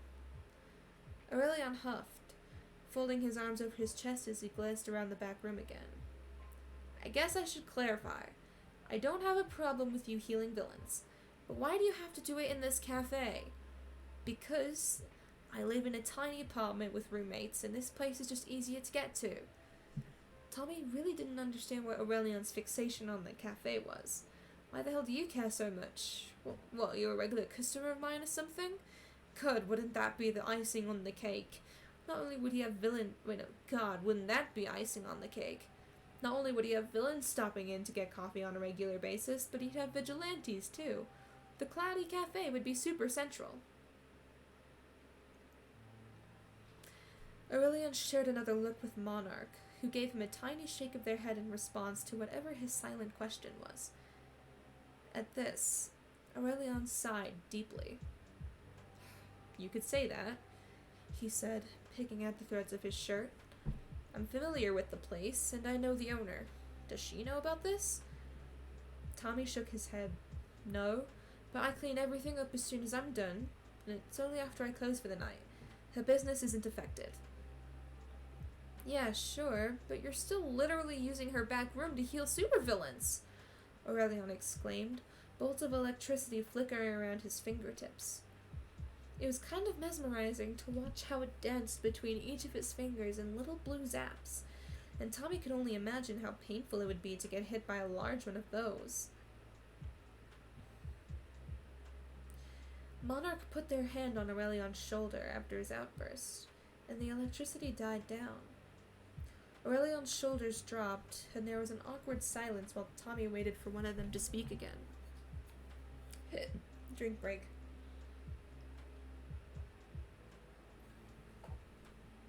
And also, you know what? I'm also doing a Listerine patch break.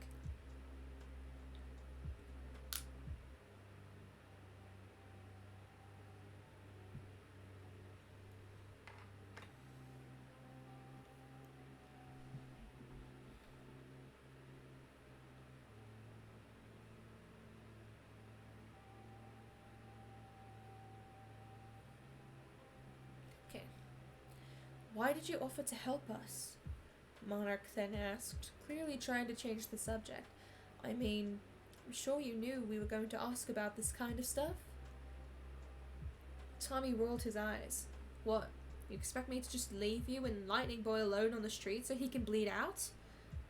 He leaned against the counter, folding his arms over his chest. Nah, I don't do that. I help vigilantes and villains because you guys can't get health care anywhere else. So I wasn't going to just let Aurelion bleed out because you might ask me a few awkward questions. Monarch nodded, something softening in their white gaze. You must be a very compassionate person, they commented, and although Tommy couldn't see under their mask, he had a feeling they were smiling at him. Ugh, shut up about me being compassionate and shit. Everyone I heal says that. I'm just trying to be a decent human being. Tommy grumbled, shaking his head. Monarch laughed, and it was a warm, filling sound. Well, if it's worth anything, I think you're very kind, and that it takes more than a decent human being to do what you do. Once again, everyone says that, Tommy muttered, downing the rest of his water. Maybe you should consider that it's true then, Monarch chuckled again. Then they pushed to their feet, their tall boots thumping loudly against the tile floor. Aurelion, you good to go? Yeah, help me up, Aurelion said, holding out a hand. Monarch grunted as they pulled Aurelion to his feet. Then Monarch reached out a hand to steady Aurelion, before they turned back to look at Tommy. What's your name, by the way? Monarch asked. Tommy? Nice to meet you, Tommy, Monarch said, dipping their head. Yeah, it was nice to meet you too, Tommy. And, thanks for healing me, Aurelion added on, sounding a lot less incredulous than he had a few minutes before. Sorry about, getting worked up like that. But you really do need your own place to do this stuff at, you know? Ah, yes, I'll use my barista salary to buy myself a clinic. Great fucking idea, Tommy snarked. Hey man, I'm just saying, goals for the future. Aurelion shot back, holding his hands up in mock surrender. I'll keep that in mind, Tommy said flatly. With one final wave, Monarch and Aurelion walked back out in the alleyway, letting the door swing shut behind them. Turning his head back to the floor, Tommy looked at the now bloodied towels scattered across the towels. I think that meant to say floor, and sighed. And here he thought he'd have an early night. Rolling up his sleeves, he got to work on cleaning. A little while later, Tommy had just finished up cleaning the back room and was heading back into the front of the cafe. As he slung his backpack over his shoulder, keys in hand so he could lock the front door again when he left, there was a loud buzzing from his phone. Taking his phone out, He resisted the urge to groan when he saw Wilbur's name flashing across the screen. Tommy was late coming home. That meant he was going to get a lecture. Yeah, I know I'm late, Tommy said as soon as he answered the phone, trudging across the cafe towards the front doors. Why are you late? Is everything okay? Wilbur asked, voice dripping with concern. Everything's fine. Don't be such a dramatic bitch. The espresso machine just got fucked up again. Tommy lied.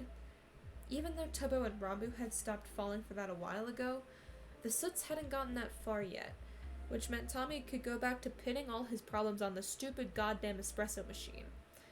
God knew it deserved it. It was a piece of junk. Wilbur breathed a sigh of relief. Okay, that's fine. I just got worried. But are you sure there's nothing weird outside? Well, besides 2 vigilantes? I'm not outside yet. I'm heading out right now and I'll let you know, Tommy said. What was that? Is that my cat? 1 second.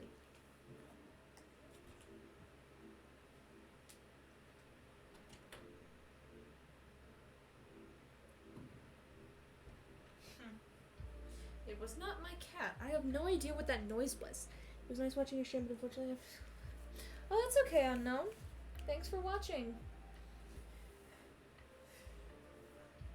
Looks like we're almost done with this anyway. You're not going to be missing much. Where was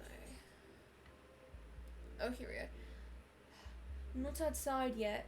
I'm heading out right now and I'll let you know, Tommy said. And of course it was fun listening. Sweet. Tommy said, putting the phone between his shoulder and his ear as he opened the door to the cafe. When I get home, though, can we watch another Ghibli movie? Like, whatever the one you were telling me about most recently is? The one with the old lady and the wizard that Techno says acts like you. Wilbur sighed on the other end. Oh, fuck off. I'm not like Howl. If anything, Techno's more similar, since he spends way more time on his hair than I do.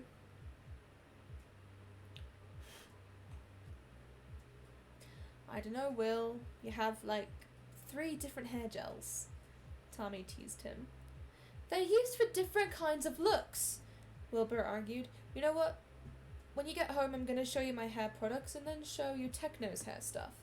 And you can compare which one of us is worse. Twisting the key into the lock, Tommy hummed in response. There was the satisfying click as the lock was shut, and he pocketed his keys before grabbing the phone to hold it again. Alright, bitch, Another voice cut him off before he could update Wilbur. Tommy? Whipping around, a rock the size of a goddamn boulder dropped into Tommy's gut as his eyes met a simple smiley face set against a porcelain mask. It was Dream. The Dream. The #1 hero Dream. The one who had nearly killed every member of the Syndicate at some point or another. The one who could have killed Tubbo and Rambu just for being vigilantes. Tommy's breathing hitched. Dream was standing right in front of the cafe in all his #1 hero glory. And he knew Tommy's name. Tommy? You just went quiet. You okay? Wilbur asked, his voice tinny over the phone. Dream, Tommy stammered out, frozen as he stared at the superhero. There was a sharp intake of breath on the other end of the phone. Dream is there? Shit, fuck. Tommy, I need you to... Suddenly the phone was flying out of Tommy's hand. He could only watch with wide eyes as the phone was pulled into Dream's hand as if being yanked by an invisible string. Then, without looking away from Tommy, Dream chucked the phone at the ground and stomped on it with a loud crunch, and Tommy's heart skipped a beat as the screen immediately went black. Sorry about that, but this isn't a conversation for outside ears, Dream said, his calm tone sending chills down Tommy's spine. I don't know what conversation you'd want with me, big man, Tommy said, a voice in his head screaming, play dumb, over and over at him. I'm just a little old barista boy, you know? Don't see why the great Dream would want... Shut up and stop playing dumb. I know what you've been doing, Dream told him. I mean, working out of the back room of the cafe you work at isn't exactly the most subtle way to run a healing business. Tommy clenched his jaw. Fuck. I don't know what you're talking about, Tommy repeated, although the life felt weak even to his own ears. I didn't even have powers, let alone healing powers. His own laughter was forced and reminded him of nails on a chalkboard. Dream took a step towards him, and Tommy stumbled backwards. Maybe he could make a break for the subway station, or at least for one of the alleyways and hide behind a dumpster or something. Either way, he had to get the hell away from Dream. Don't make this difficult on yourself, Dream said, taking another step his way. Tommy took another step back on instinct, but shrieked when he bumped into another body behind him. Twisting his head so he could look behind him, ice-cold fear raced down his spine when his eyes met the signature white goggles of 404. What the? Before Tommy could say anything, 404 placed his hands on either side of Tommy's head. Sleep, he ordered, and Tommy had no choice but to obey. As the world went dark, he felt strong arms catch him before he hit the ground, and the last thing he saw before being swallowed by the void were the beady eyes of Dream's mask. I want to read another chapter, but I have to wake up at 6:30 tomorrow.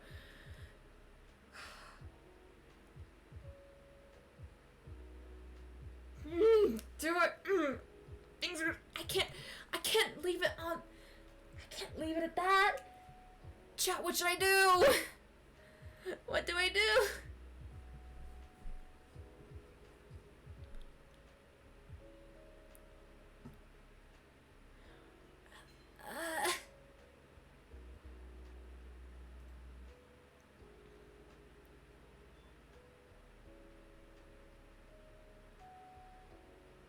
Fuck it, we're reading another chapter. Screw it.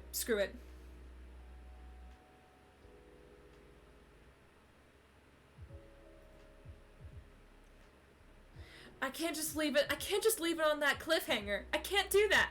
I can't do that to myself.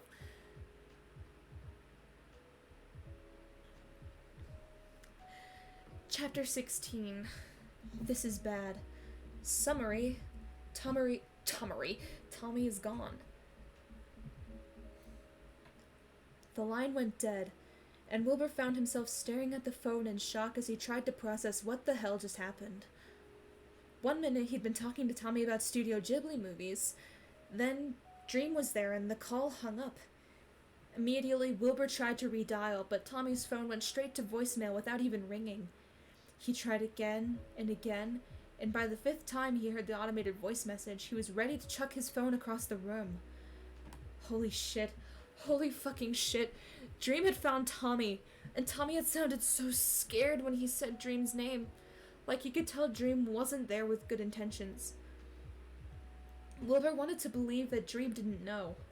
For the first time in his goddamn life, he wanted to give that bastard the benefit of the doubt and pray that he was still pretending like he was a good guy and wanted to offer to walk a teenager home. But Wilbur wasn't an idiot. He knew Dream. Hell, Dream had tried to kill him dozens of times before. The only reason Dream would show up in Eastside at this time of night to confront Tommy would be if he knew Tommy's work with the Syndicate. Oh god. If Dream knew that Tommy worked with the Syndicate, he was probably going to want to interrogate Tommy for information on all of them. And if that was his plan, that meant he wasn't going to do it in the middle of the street. He was going to kidnap Tommy. Oh fuck, he probably already had. While Wilbur was still sitting on his ass trying to process what happened, Dream could be grabbing Tommy right now and dragging him to God knows where. No. This was the worst case scenario. This was exactly what Wilbur had wanted to prevent this entire time. He couldn't breathe. He had to get up. He had to save Tommy before Dream kidnapped him, goddammit! But his thoughts were racing and his heart was pounding in his ears, and he couldn't breathe because what if Dream hurt Tommy? What if he pulled out all the stops on the interrogation? That fucking monster would do it. Wilbur wouldn't put it past him. Shit. He needed to get to the cafe right now. Phil! Wilbur screamed, slamming the door open to his room and practically jumping down the stairs. Phil! Techno! As soon as he got to the bottom of the stairs, Phil and Techno were rushing out of the kitchen, staring at him with wide eyes. What's wrong? Phil asked. It's Tommy. I was on the phone with him, and he was leaving the cafe, and then he said there was a voice. He said Dream's name, and I think... Holy fucking shit, this is all my fault. Wilbur! Techno's shout started Wilbur out of his panicked rambling, while his father stepped forward to grab his wrist to pull his hands away from his hair, which Wilbur hadn't even noticed he was yanking on. Tell us what happened. You said something about Tommy and Dream? Phil in a gentle voice. Never mind. Tell us what happened. You said something about Tommy and Dream? Phil questioned in a gentle voice. Taking a shaky breath, Wilbur tried to explain again.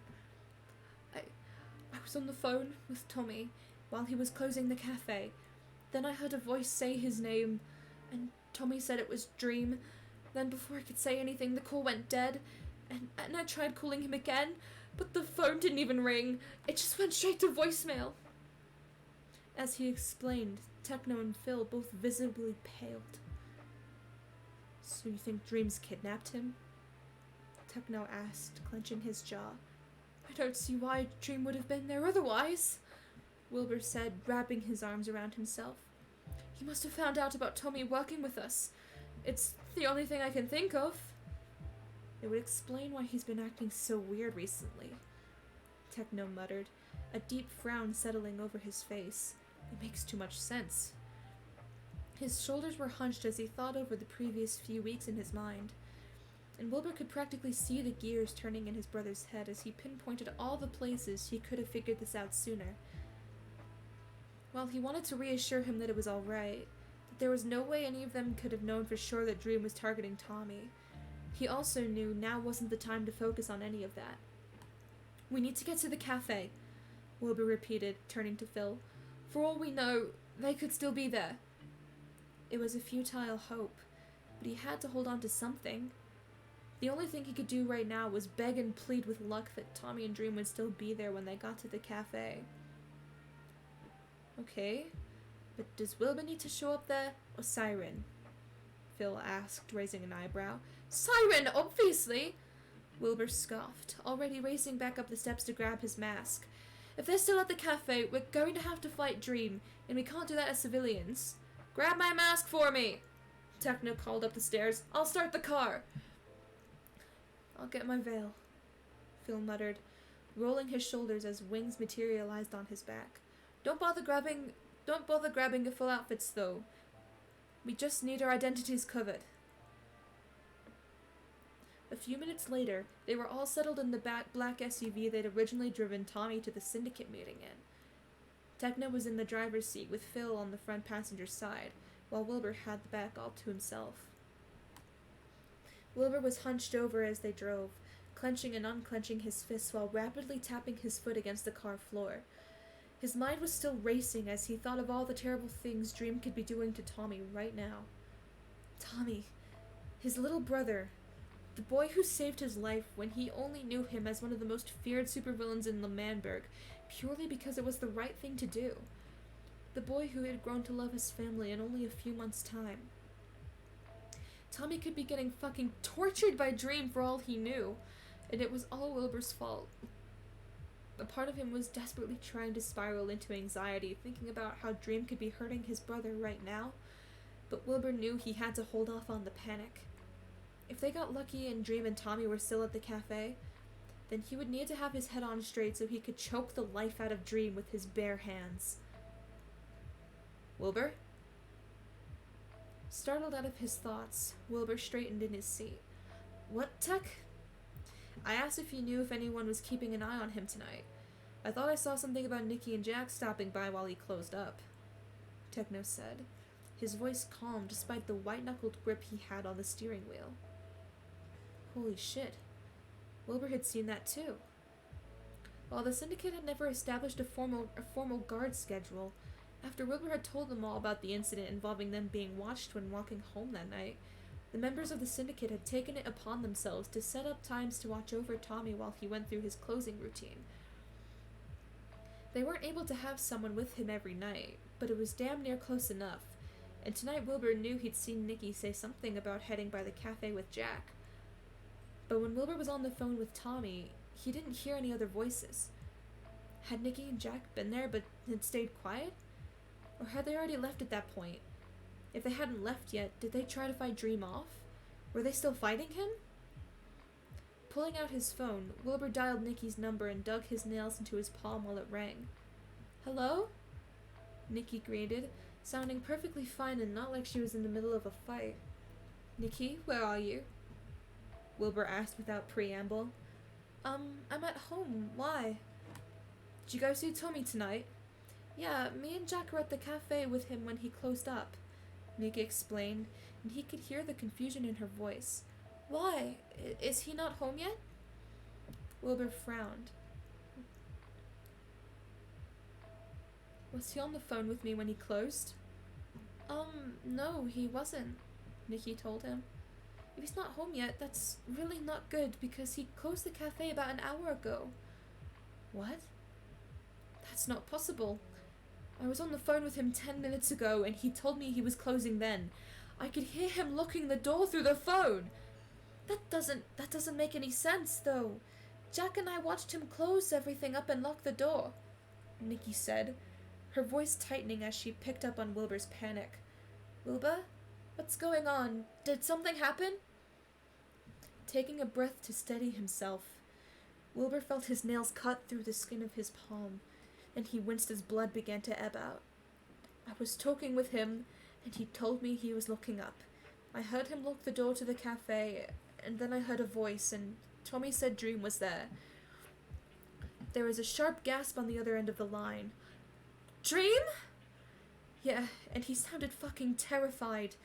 Then before I could ask him anything, the call went dead and now his phone's not ringing when I dial him." "Fuck!" Nikki cursed. Jack and I can be at the cafe in 10 minutes if you want us over there," she said, and he could already hear her shuffling around her room.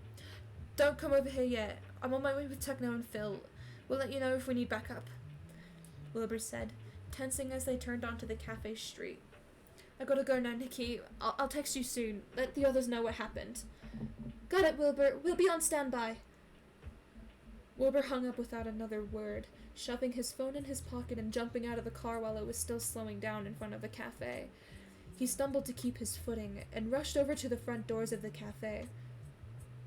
There were no people there, but there were two things on the ground that made bile rise in Wilbur's throat. One was Tommy's backpack, the annoyingly red bag that had an Animal Crossing pin Phil had given him sitting on the front of it, sitting right in front of the doors of the cafe, tossed carelessly to the side. The other thing was hard to recognize at first, but when Wilbur realized what it was, he sucked in a sharp breath. Tommy's phone was nearly in 2 pieces because of how badly it had been cracked. It was almost like someone had taken a hammer and smashed it several times over in a fit of rage. That explained why Wilbur's call stopped going through. Slowly, he knelt down to pick up the phone, wincing when broken glass fell into his palm. This hadn't been broken by accident, and even if it somehow had, Tommy never went anywhere without his backpack. It had his wallet, phone charger, earbuds, pepper spray. Everything that he wanted to keep on him at all times was in there. Tommy wouldn't have left those things willingly. The only option was that he had to have been kidnapped. Gripping the phone in his hand, Wilbur leaned back against the wall of the cafe, struggling to catch his breath as Techno and Phil ran over. Tommy was gone. Tommy was gone, and it was all his fault. If he had been more careful about keeping Tommy's identity a secret, or maybe if he had never taken him to a syndicate meeting, or hell, maybe he just never should have given Techno Tommy's number in the first place. If none of this had ever happened, Tommy would still be living with Rambu and Tubbo, and Dream wouldn't even know he existed. This was all his fault. He'd been the one to get Tommy involved in this world, and now he was paying the price. Tommy didn't deserve this. He hadn't even wanted to get involved in the first place.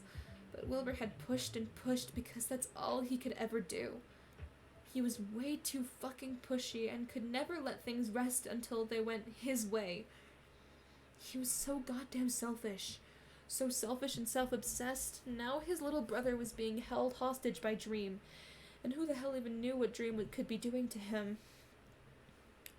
Dream could be hurting Tommy right now, and it was all Wilbur's fault. He couldn't breathe as the words repeated in his mind. All your fault, all your fault, all your fault. They looped over and over like a broken record as his thoughts began to fully spiral. The panic he'd been clawing to keep at bay finally breaking out of his chest. Tommy could be hurt right now. He could be bleeding out. He could be begging Dream to let him go. He could be scared. He could be in pain. He could be fucking dead, for all Wilbur knew. His hands twisted tightly in his hair as he struggled to suck air into his lungs. No matter how many breaths he took, it wasn't working. His heart was racing in his ears. His chest was rising and falling faster and faster with every second, and he couldn't fucking breathe because holy fucking shit, Tommy could be dead right now, and it would be all his fault. Suddenly, there were cool hands on his wrists, pulling his hands away from his hair. Looking up from the ground, he was met with Phil's veil, and although he couldn't see his father's face right now, he could imagine the gentle expression he was wearing all the same. Will, you need to breathe with me, Phil whispered, taking exaggerated breaths for him to mimic. Just breathe. But he didn't want to focus on breathing. They needed to fucking find Tommy. Will, you can't do anything to help Tommy like this. Come on, just work with me. Clenching his jaw, Wilbur struggled to mimic Phil's breathing as his chest stuttered with every rise and fall. He hadn't even felt the tears on his cheeks till now, but as he tried to only focus on copying Phil and nothing else, he could feel the chilly night air tingling against the warmth on his face. Slowly, his breathing began to steady. He let out a few shaky breaths, head bobbing up and down as he copied his father. They continued this pattern for a few minutes, and eventually his pounding heart began to calm, as did the spiraling of his thoughts. Finally, after what felt like ages, Wilbur slumped against the wall of the cafe, his panic attack having fully ebbed away. Better? Phil asked, letting go of his wrists. Yeah, better, Will muttered, his voice rough. Just then, boots clicking against asphalt sounded from behind Phil, and Wilbur glanced over his father's shoulder to see Techno making his way over to them. I checked the entire block.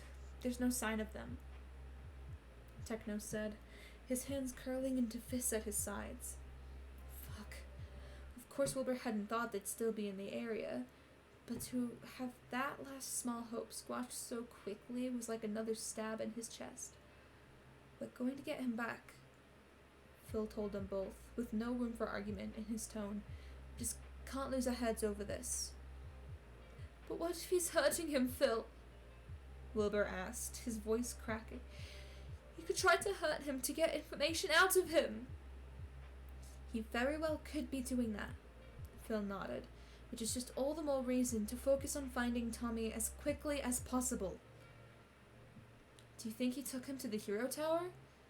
Techno asked while Phil pushed to his feet before holding a hand out to help Wilbur up. Wilbur grunted as he straightened his legs again. I don't think so. The Hero Committee might be a bunch of bastards, but I don't think even they would be able to legally condone kidnapping a child. So do you think he's doing this outside the committee? Phil asked. I dunno. The committee might just be turning a blind eye while Dream keeps everything off the record, or they might not know about it at all. Either way, I doubt he's at the Hero Tower, Wilbur said, shoving his hands in his pockets as the gears in his head began to turn again.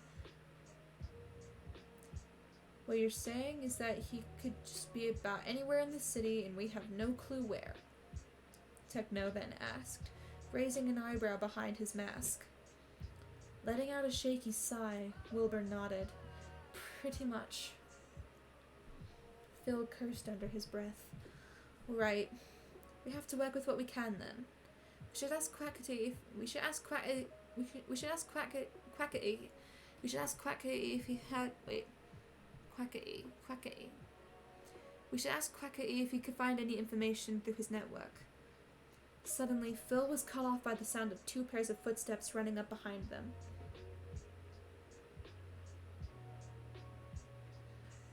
What the hell is going on here? Wilbur clenched his jaw, resisting the urge to groan out loud. These were the last people he wanted to see right now. Turning his head, Wilbur saw Nuke and Ender standing a few feet away from the 3 of them.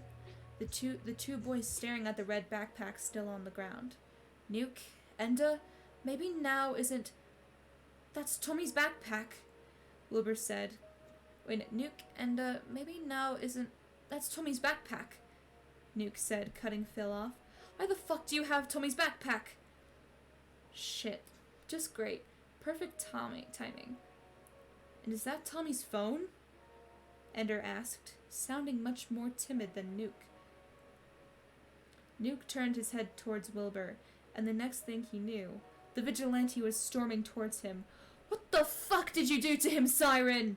Nuke snarled, grabbing his shirt and yanking him down with surprising strength so they were at eye level. Beside him, he heard Techno and Phil both shout in surprise, and Wilbur held up a hand to tell them to stand down. I swear, we would never do anything to harm Tommy, Wilbur told the vigilante, keeping his hands where Nuke could see them. We have reason to believe Dream took him. Nuke stiffened at that, but didn't let go of his shirt. What the fuck would Dream want with him? We think he figured out that Tommy was working with the Syndicate, Tommy explained, his hand sitting on the hilt of his sword just in case Nuke tried anything.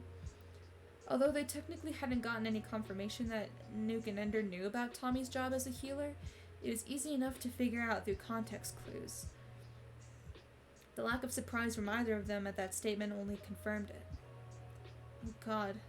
Oh no, that's really bad, Ender muttered, wrapping his arms around himself.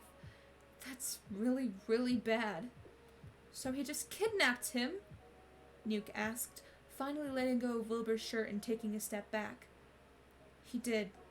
I was on the phone with him when it happened, but by the time I got here, they were already gone, Wilbur explained. Nuke took another step back so he was standing next to Ender, and Wilbur could see his hands were curling in and out of fists. He took a few breaths, shaking his head as he ran a hand through his hair. This is all your fault, you know, Nuke spat after a few beats of silence, the words full of poison. Tommy would have never gotten involved in this shit if it weren't for you. The words stung like a slap to the face, but Wilbur knew they were true. I know, Wilbur said quietly. I accept full responsibility for this. I should have done a better job keeping him safe. It's not just your fault, Siren, Phil stepped in. The Syndicate agreed to hire Tommy. We were all responsible for Tommy's safety. Yeah, but let's not waste time arguing about whose fault it was, Techno cut in. We need to focus on finding Tommy first and foremost. Taking a breath, Wilbur nodded. He was right. It wouldn't do them any good to waste time arguing about this right now. Once they had Tommy with them again safe and sound, then they could see who he hated the most for letting this happen. And if it was Wilbur he hated, then so be it. God knew he deserved it. Even if Tommy never spoke to him again, it would be worth it as long as Wilbur knew he was safe.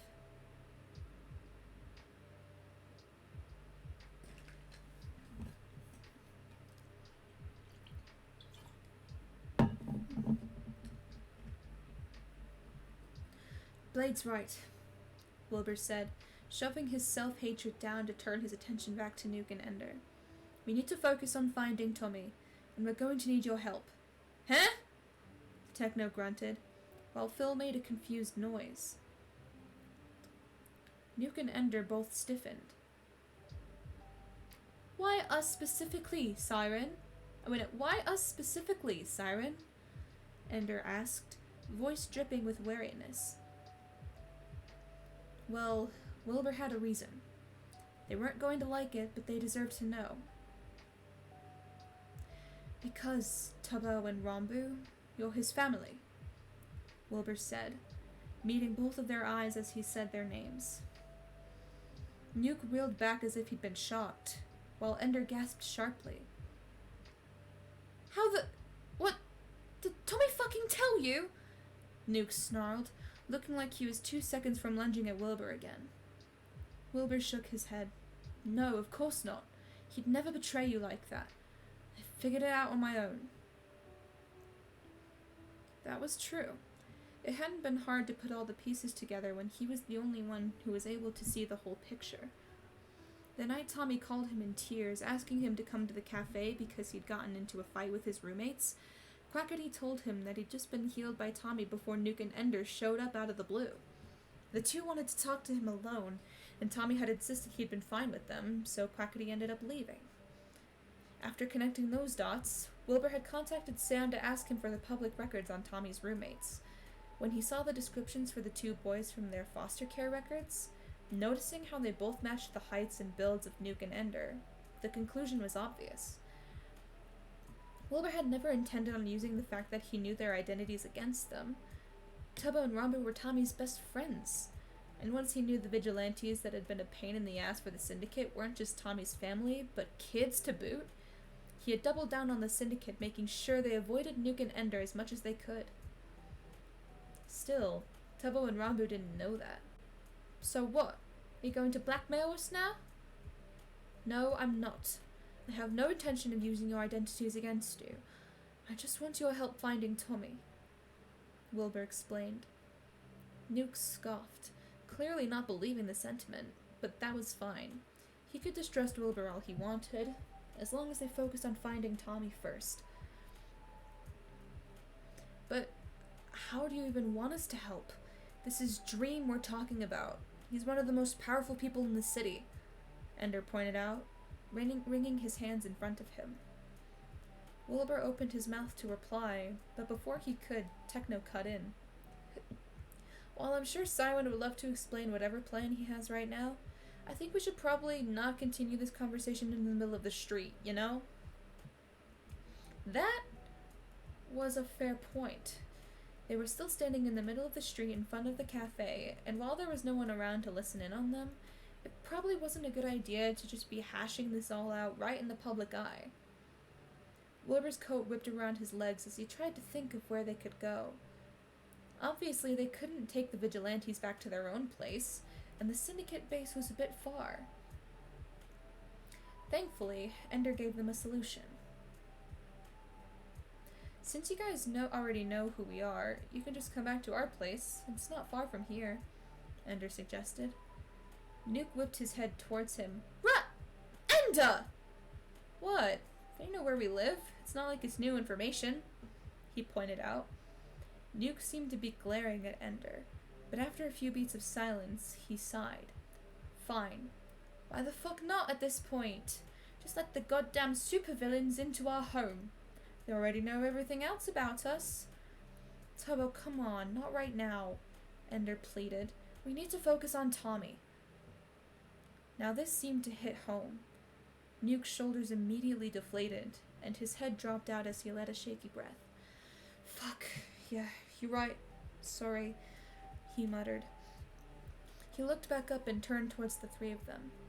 So, do you guys want to walk over there, or... We brought our car, Techno said, jutting his thumb over to the black SUV that he had parked under a streetlight while Wilbur was having a panic attack. Let's just drive over. Nuke and Ender shared a look, before they both shrugged. It's not like this day can get any weirder, Ender muttered as they both began to trudge towards the car. They brought Tommy's backpack and his phone with them into the car as they all piled inside. Wilbur sat in the back with Nuke in the middle seat, and Ender next to the other window, while Techno and Phil took the front again. Tommy's backpack sat heavily on Wilbur's lap, a strange buzzing growing under his skin the longer he stared at it. It was some mixture of anxiety and anger, making him unable to relax for even a second as his mind was once again filled with the chanting of, "It's all your fault, it's all your fault," on repeat. Tommy had been wearing his backpack less than an hour before. It had been with him, just like it always was. And now the backpack was here and Tommy wasn't. Mindlessly, Wilbur zipped open the top of the backpack as the car started up, and saw a dark blue sweatshirt stuffed inside the largest pouch. Wilbur's chest ached when he recognized the sweatshirt as the one he'd let Tommy wear when Tommy was still borrowing his stuff, before he and Phil had ordered Tommy his own clothes to have at the house. This was one of the sweatshirts Tommy had taken from him and just never given back. And Wilbur never really wore that thing that much, so it wasn't like he cared and was fine with letting him have it. Tears burned in his eyes again, and he had to take a few shaky breaths to keep himself calm. It was going to be alright. Even if this was the worst case scenario, they were going to find Tommy before Dream could lay a finger on him. That's what he had to believe right now. He couldn't let himself panic over any other possibility. The car ride was silent as they drove down to the dilapidated apartment building. Nuke and Ender both kept their eyes on their laps, and Phil and Techno seemed to know better than to try and make awkward conversation with the two vigilantes. When they pulled to a stop in front of the apartment building, Wilbur thought back to the first time he'd walked Tommy home, and how worried he'd gotten when he noticed how poorly kept the place seemed to be. Nuke and Ender were clearly used to it, though. Once Techno found street parking, they all hopped out of the car and headed toward the ground lobby of the building.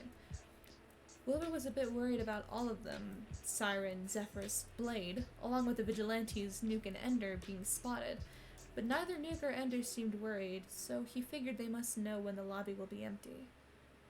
Sure enough, there was no one in the lobby as they passed through, and they all clambered into the dusty-smelling elevator that rattled as it brought them up several floors. Nuke and Ender led the three of them to their apartment, Ender unlocking it and gesturing for the villains to go inside first.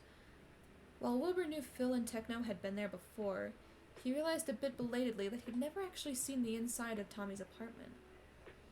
It was small, which Wilbur expected, but what he didn't expect was how cold the inside was, how the trash was filled with leftover ramen packaging and little else, how there were several thin blankets filled with holes tossed over a couch that had to be older than any of the three boys who lived here. Wilbur knew Tommy struggled for money. That was why he worked so many shifts at the cafe. But it didn't fully hit him until now just what that entailed. A freezing apartment with no heating, having to save what you could on food. It brought Wilbur back to the days he didn't like to think about very much, the time he'd spent on the streets before Wilbur had found him. Although he had used his power to convince police officers to not look twice at him, or shopkeepers to look away when he stuffed a loaf of bread under his shirt, it wasn't something he could do all the time. He remembered spending nights huddled in dark alleys, shivering so hard that he couldn't fall asleep. He remembered how difficult it was to force himself to eat the same bread loaves every day, but not having the resources to really make or buy anything else. He remembered how terrified he was of every glance his way, of adults watching him for just a second too late, of having his freedom pulled away from him again.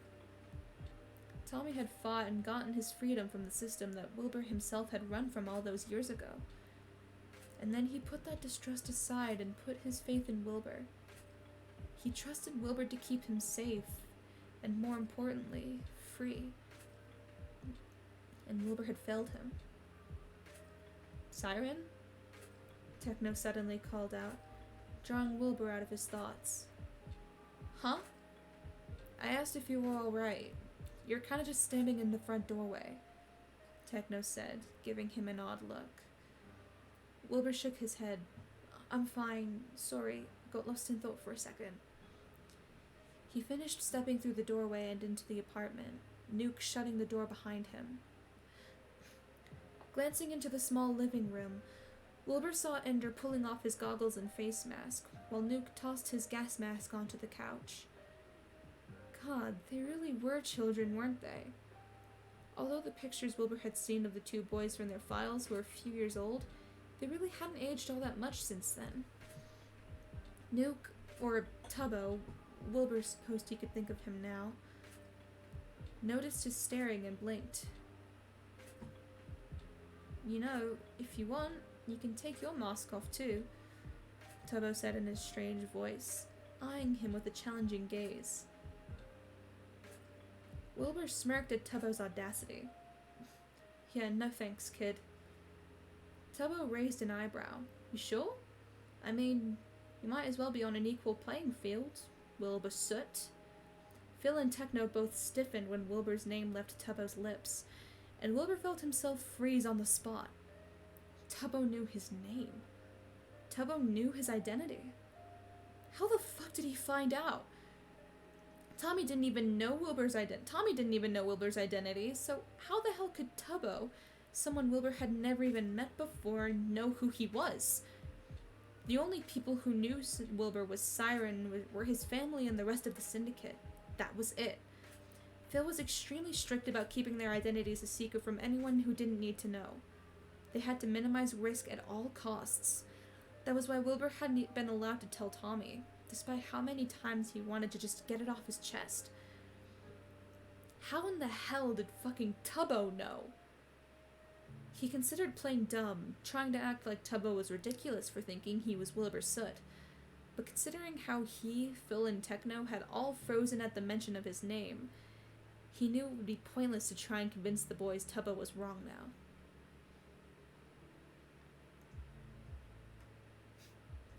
How did you find out my name? Wilbur asked immediately, letting honey slip into his words to tug the truth out. Tubbo snorted. No need to use your powers, boss man. We found out the same way you found out our identities. Just figured it out on our own. When we saw Tommy talking with Siren in front of the cafe that one night, and then started hearing him talk about his new friend named Wilbur just a few days later, it wasn't hard to put two and two together. Rambo added in, looking downright smug at Wilbur's shock. So they'd known before Wilbur had told them he knew their identities. They'd just been holding onto this card to see what Wilbur's intentions with their identities was first. And now that they were in a private space, alone with 3 supervillains, the two revealed the card up their sleeves. It was a bold move that held a lot of risk, but Wilbur admired it. God damn, and Wilbur thought Quackity was a card shark. Filza, Technoblade, you guys can take off your masks too, Tubbo added, although it wasn't so much of a request, but more so an order. If Nuke and Ender were going to be maskless, so were Siren, Blade, and Zephyrus. Huh? Techno exclaimed. How? Phil trailed off, blinking in shock. Come on, guys, it's not hard. Come on, guys, it's not hard. When Tubbo looked up Wilbur's public records, he was able to find out he had a brother and a father, the brothers sharing the Blade's build and pink hair. People have suspected Siren, Blade, and Zephyrus are family for a while, so it just made sense. Rambo shrugged, smiling innocently at the 3 of them. Great. They really had leveled out the playing field. Sighing, Wilbur reached up to pull his mask off, and watched from the corner of his eye as Phil lifted his veil, and Techno set the boar mask on the kitchen counter. Then, Wilbur leaned against the counter and folded his arms over his chest. How were you able to figure it out and not Tommy? Wilbur asked, frowning at the 2 of them. Tubbo rolled his eyes. Wilbur, if Tommy wanted to know who Siren was, he would put it together in seconds. The only reason he doesn't know is because he purposefully is trying not to think about it. We pointed it out to him once, Rambo added, that we thought you and Siren were the same person. He shut it down, but it was easy to tell he was just pushing it away. Frowning, Wilbur stared at his hands, thinking back on his interactions with Tommy. Tommy had never acted like he suspected anything, although he really wasn't doing a good job being subtle. And he knew it. In truth, a part of him had wanted Tommy to figure it out on his own, just so that Techno and Phil couldn't get on him about revealing his identity to Tommy himself. But Tommy had never seemed suspicious of Wilbur and Siren's similarities, so he just assumed he was clueless. However, what Tubbo and Rambo were saying made a lot of sense. Tommy knew it was dangerous for him to know the Syndicate's identities. Of course he was going to push away any suspicions he had. He deserved to know, though. Considering the worst-case scenario had happened without Tommy knowing their identities, Wilbur was going to make the case for revealing it all to Tommy as soon as they got him back, and he wasn't going to take no for an answer. But they had to get Tommy back before that could happen. Alright. Well, we're all on the same level here now, Wilbur said, gesturing at his own uncovered face. We need to get down to business. Right. We need to figure out what you need us to do so we can help find Tommy, Rambu said, folding his hands in front of him. Actually, I think I came up with something I can do on the way over here. I could do on the way over here. Tubbo chimed in, spinning around in his desk chair. Everyone turned to look at Tubbo, raising their eyebrows and waiting for him to continue. He stopped spinning and tapped on his mouse, his computer screen flickering to life. I don't know if you guys know this, but how much information is stored on the database for the Hero Committee? Well, if you're asking if you could find out Dream's real identity or something by hacking into your files, I'd say you're out of luck, Techno told him. Tubbo shook his head. Nah, I'm not trying to find that, but I'm wondering if personal contact information, like emails or something, is stored there. Phil frowned. I mean, from what Daedalus has told us about the way the Hero Committee is run, probably. But I don't see how that would be helpful unless you plan on spam calling Dream to find out what Tommy is. While that would be funny, that's not where I was going with that, Tubbo said, typing rapidly into his computer and pulling up the website for the Hero Committee. Do you think Dream has a phone or computer that's separate from the one he uses for his work-related stuff? Definitely. Daedalus told us that every hero is given work devices, and they have their own personal devices as well, since the committee has full access to the data on their web devices, Phil explained. Technically, the Hero Committee has access to their personal devices just as well, but they're not supposed to look through their personal devices unless there's an official investigation or warrant set out against the hero. Dream's not keeping Tommy at the Hero Tower, right? Tubbo asked, pulling up the source code for the Hero Committee website. No, he's definitely not. He probably has a private place that the Hero Committee doesn't know about to hold him at, Techno answered. Tubbo nodded. Just what I thought. So it's not unreasonable to assume if he had to, say, arrange for wherever he's holding Tommy to be empty for an extended period of time, he would have done that on a phone or computer that the Hero Committee didn't know about? That would be logical to assume, yes, Wilbur agreed. Cool. Then I know what I need to look for, Tubbo said, his screen turning dark as lines of green code began running across. I can't promise anything, but I think our best bet is going to be for me to try and gain access to Dream's secret phone or computer through the ones he has connected to the Hero Committee. Obviously, this might not work depending on how strictly he's been keeping the devices disconnected from each other, but I have some ideas for how I can find connections between the two that he might not have thought of. Then, once I have access to that secret phone or computer he's got, I can go through it to try and see if there's any record of where he's keeping Tommy. Wilbur blinked. That actually wasn't a bad idea.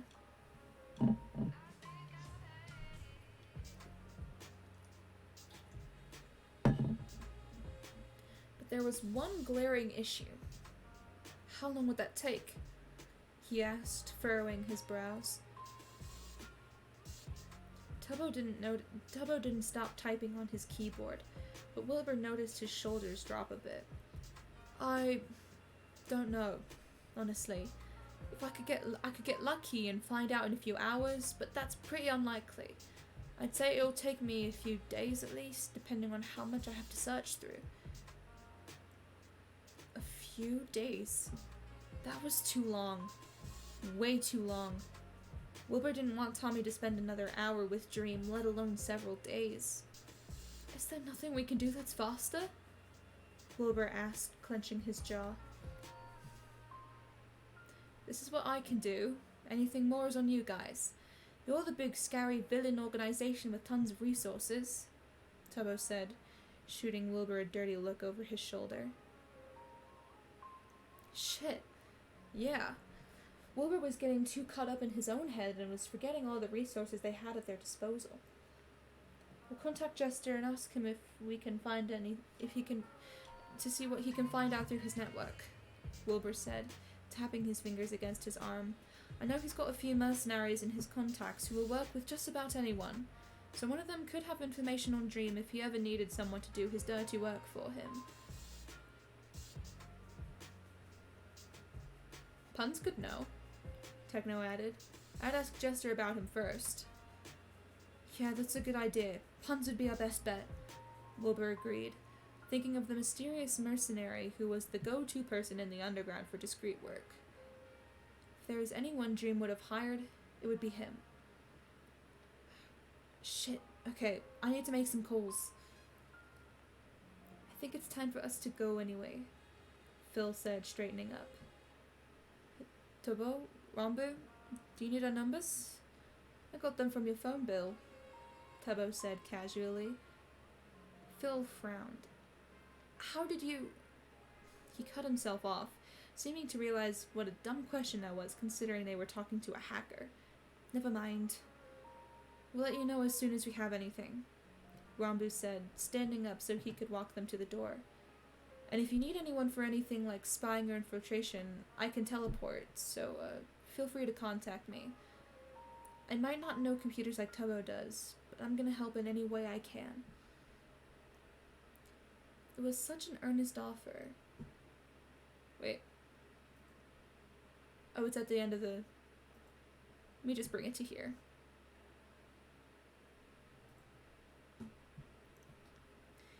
It was such an earnest offer, and although Wilbur wasn't sure if they were going to need someone with teleportation skills for finding Tommy, he could tell that Rambu just wanted to feel like he was doing something.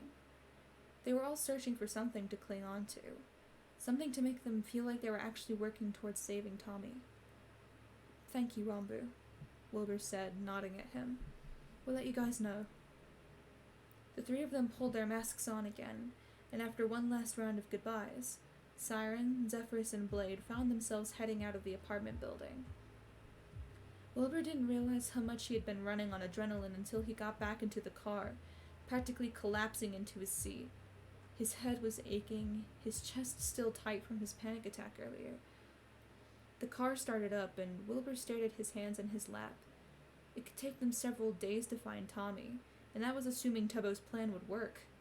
Wilbur knew he shouldn't be worrying himself sick over what could be happening to Tommy right now. He should be focusing on what to do now.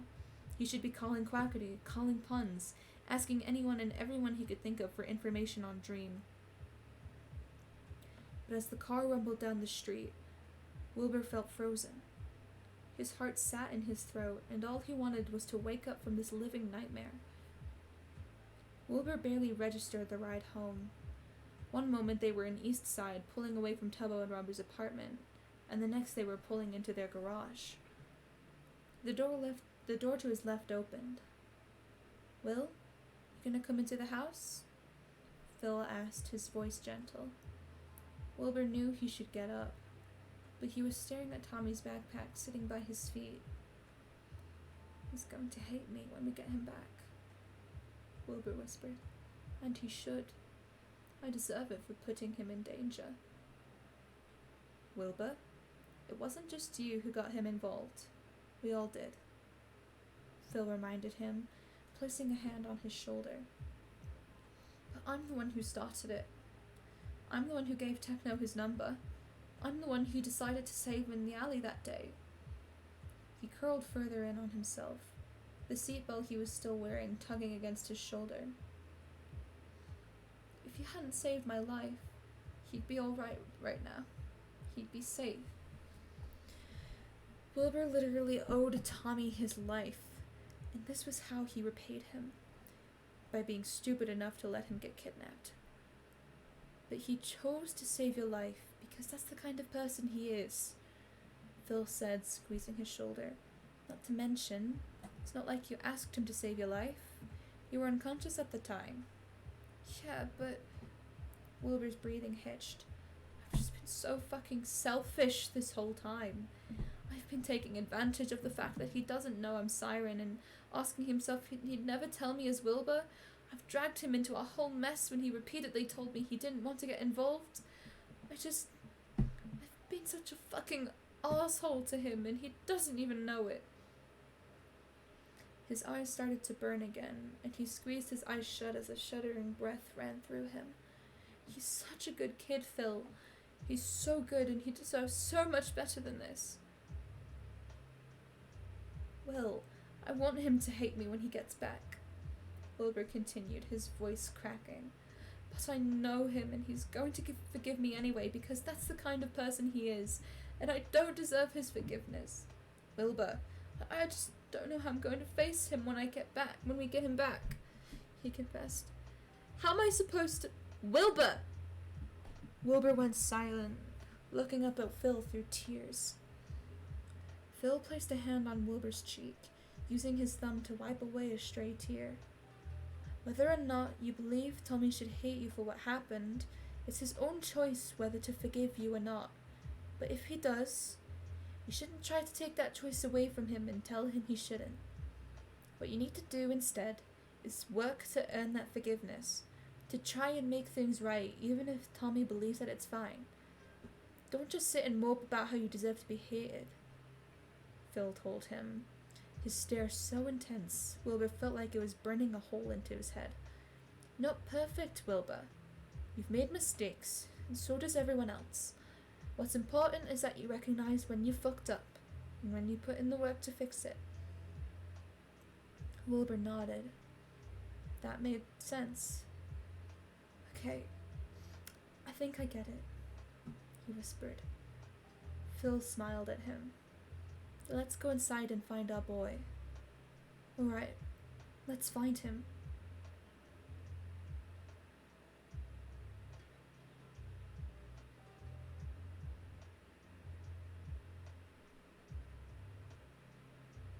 God, I thought that he would be saved by now, but I guess, this was a good chapter though. Oh my god, I feel lightheaded. Jesus Christ.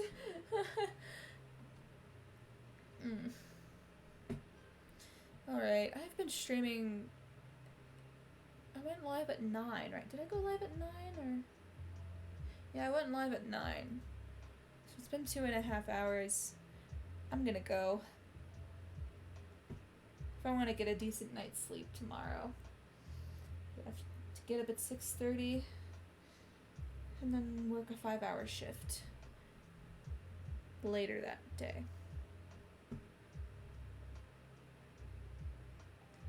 This is gonna be great. Alright. Let me pull this up. Thank you guys so much for watching, and if you're new to this stream, be sure to leave a follow. I'm going to be reading Percy Jackson when I hit the follower goal. Alright. I'll see you guys next time. Bye-bye.